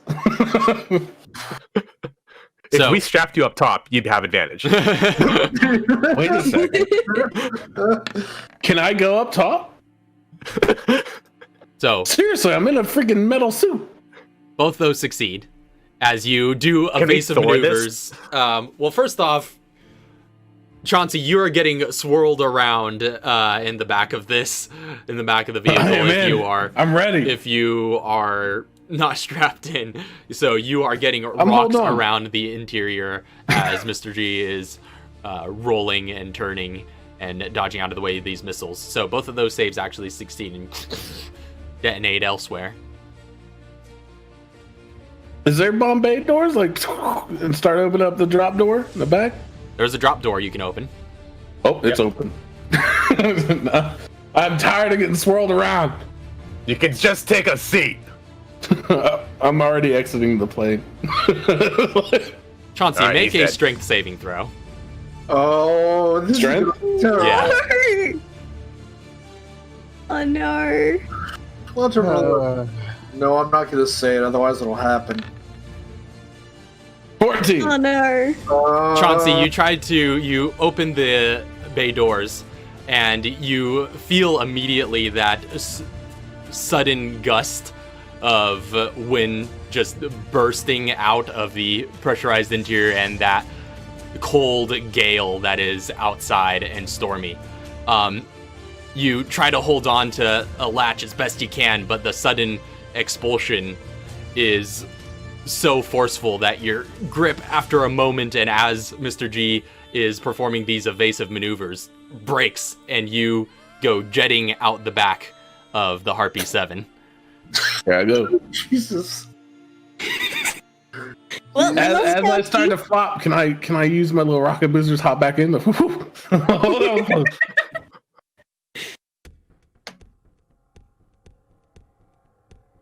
It's quite sudden. And the rocket boosters technically just enhance a jump. You would need a surface to jump off of. Oh, You're screwed. but we're still like way above the tower at this point, right? You have no idea where the tower is. You haven't seen the tower yet. Mr. G, you've got some warning lights flashing again. As you hear me suck out, I'm saying, "I'm coming for you, Walker." Yeah, you're not going to survive this fall. Oh, wait, you have a I have a parachute. I'm good. I begin to spread eagle and kind of like hover. I'm more Alright. worried about the trick there. Chauncey, you fly out the back, you spread out and get ready for a dive. And the stormy winds, though, are tossing you about, and you are spinning all sorts of different ways. It's a lot more difficult than you would have been ready for, but you try to manage. But meanwhile, back at the jet, Mr. G, you've got the warning signals flashing again. Oh yeah, What's your decision-making we're process ducking and here? rolling. We're ducking and rolling. We're deploying flares. Still Alright, looking for same as the before. tower, and still slowly losing altitude. All right. You are a good distance from the tower at this point. You'd know from your instruments. Do we know a time, like how long it would take for us to get from here to there? It would probably be a couple of more minutes. And these seem to be coming in every round. Oh yeah, we can make that. All right. So Every round. 3 per round. flares deploy. Another missile goes off. The other 2 come at you. Another 2 mobility saves. That's 3 per round, right? Mhm. Okay. And trying to shoot, trying to roll. All right. There's like a sonar thing on this plane, right? Like you can see my little bleep every once in a while. Like, oh, there he goes. He's on me. He's way off to the left. These are the mobility save. Whoa. Oh, that was actually the 25mm cannon. No. That's the mobility save 1. This mobility save 2. Oh. I should have made that attack first in case that affected anything. But oh well. Second one fails. First one succeeds. You just evade and hear an explosion go off behind you. The second attack, or the second missile, 29 points of explosive damage. All right. With my infrared, can I see these missiles coming? We are At the distance that you have from it now, on your infrared, you see a solid sheet of cold all around you. I was gonna hope to start shooting them as I'm falling. Like, oh, brah, brah. So per hour, 300 miles per hour,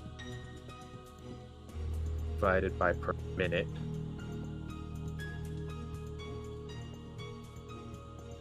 Yuri's in the back with like a vomit bag. Roll back towards my direction. See if I can land on the top of this thing. Scoop me up. Scoop you up. Scoop me up. Let's go. Hold on. I'm trying to see how fast we're going per round. Okay. Just like roll my direction while you're doing it. How close are we to the ground? Yeah, the ground isn't too visible, but altitude-wise, you're a good distance above. All right, with the all of the intel we have before, how steady is this terrain?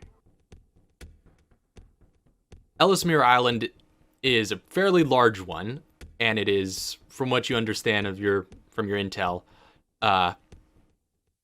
in these conditions, probably not very steady. Lots of rocky terrain, some mountainous parts. But it seems as you're staying at these altitudes, you're still maintaining fire as another warning light kicks on. And I'm at the lowest, safest possible altitude. Essentially. Right now. So we're still in radar range and we can't get any lower. You could try.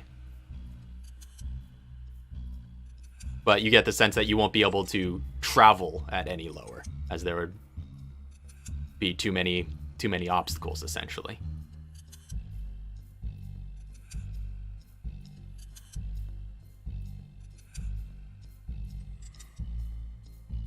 All right, we're turning around. You're turning around? Yep, we're dropping low and turning around. Okay. Drop low and you turn around. The missiles... Diving to below radar range and moving as slow as we can. As low as we can. Okay. So are you attempting to land, essentially? I'm landing by Chauncey. Okay, so you're reversing and attempting to land. Yeah, or so we're turning around and then going low. Yeah. Because we can still take potentially 2 more rounds, potentially 3 more rounds of attacks if we wanted to make a run for it. So, you change your course, turning around. The last of the missiles still closing in as you go into a little bit of a dive, lowering your elevation. The barrage of 3 missiles closes in, this now essentially chasing you and having a little bit of a catch-up period. Flares! Flare 1. The other 2 close in. Make mobility saves for both. I'm turned around. I can't actually shoot you can't actually shoot them. That's a good one on the second one. Second one succeeds. First one. 29 Oh yeah, we points can of take more explosive hits like damage. that.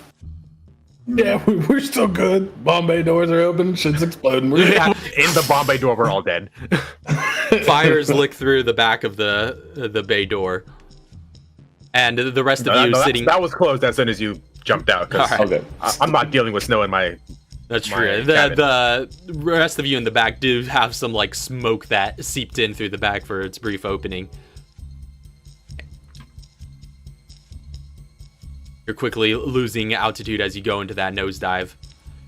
You haven't gone below the elevation yet, where where you seem to be out of range. But you continue your descent, hoping to escape that range. All of your stomachs are turning from the sudden dive. Yep, your stomach's in your throat now. Yeah. Do I see the heartbeat yet? You will once we crash into you. So we'll see you when you see us. you get alarms ring once again. Another 3 come in. It's like we're getting alarms just like missile incoming, elevation, pull up. Pull up. Essentially, you're getting a number of emergency transmissions now of your signals and your instruments telling you various warnings of the precarious situation you're in. Yep, so diving as deep as possible. All right. So, you make that dive for these last 3. You deploy flares on one, I assume? Yeah, flares. All right. Flares and a spin. Flares and a spin. Make the save for the last 2. I could just actually have this. Oh boy. That didn't happen. Yes, it did. That happened though. Another save, but the first one, 36 points of explosive. All right. You're still in the You air? low enough yet? Yeah. All right. So the last of the missiles just detonate as you do another spin. The Harpy 7 is on fire. You see smoke seeping out of various parts of it and some chunks of the wing missing, but you're still afloat as you're heading down, going into that dive. Again, you have no visibility below, still only a sheet of white blizzard.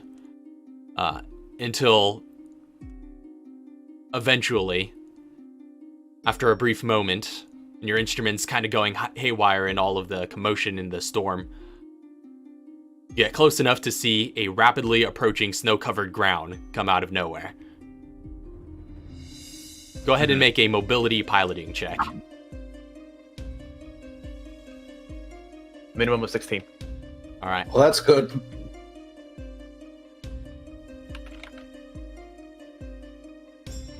Oh wait, no, mobility piloting? Mobility piloting. Minimum of 21. Ooh, that's better.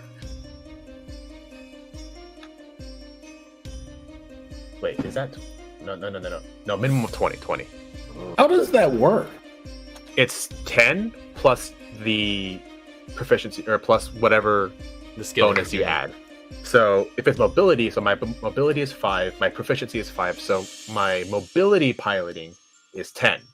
So I add 10 to that, and that would be my minimum. Okay. Well, no, I didn't understand how piloting from intelligence mixes with mobility. Yeah, Well, so so you it's can change using- the yeah. skill. So the skills can be applied under different abilities. So this would, where it's normally under intelligence, now it's under mobility instead for this particular maneuver. So it's a mobility modifier plus Yeah, the plus proficiency modifier. essentially. Yeah. So My So default for me, it would be a pilot- 4 because I'm a 0 in you piloting. pull up rapidly as best you can, and as you do, the sound of the landing gear grinding against the rock below overwhelms your ears as sparks fly up the windshield and your bodies thrash violently before nothingness. Chauncey, caught in the blizzard and tail spinning out of control, need you to make a mobility check. Me? Oof, 12. All right, so you're thrashing and being spun about by the storm. You attempt to get a reach to pull your cord, but it's difficult with the sheer turbulence that you're experiencing and spinning all around. You barely manage to stabilize in your fall in order to flatten out and then reach for that cord at the last minute as you see, peering out from the midst of the thick visibility in front of you, ground rapidly approaching just moments after you're able to pull your cord, and that parachute begin to slow your fall. You are still descending pretty rapidly from this last minute chute deployment until you two hear this violent crash in the distance. Someone nearby, but you yourself crash into this hard ground as well. Can I athletics barrel roll? That's going to be where we end tonight's session. Oh, I can't even know if I landed properly. Can't even know if we had landed properly. I mean, y'all we're fine. crashed. Y'all crashed. We're fine. I did this all the time. You're in a plane. I'm me, the parachute. I wanted to land back on the plane. I don't think there is a plane anymore. I mean, like, whenever y'all was still airborne. I'd have rode that thing like a rodeo. So, welcome to Manifold Country. Yep. We're ready. So, that will be where we pick up next time as the end begins. So, thank you all very much for watching. I see Lisa is in the chat towards the end there as well. And we'll be back with episode 100 next week. Oh man. So, as you guys start making the trek towards Manifold Tower. So, we're hitting triple digits. Till next time, we'll see y'all later. Peace. Squared. Have a good night. God bless. Good night, sweet dreams, all the good things. God bless. And good night. Night.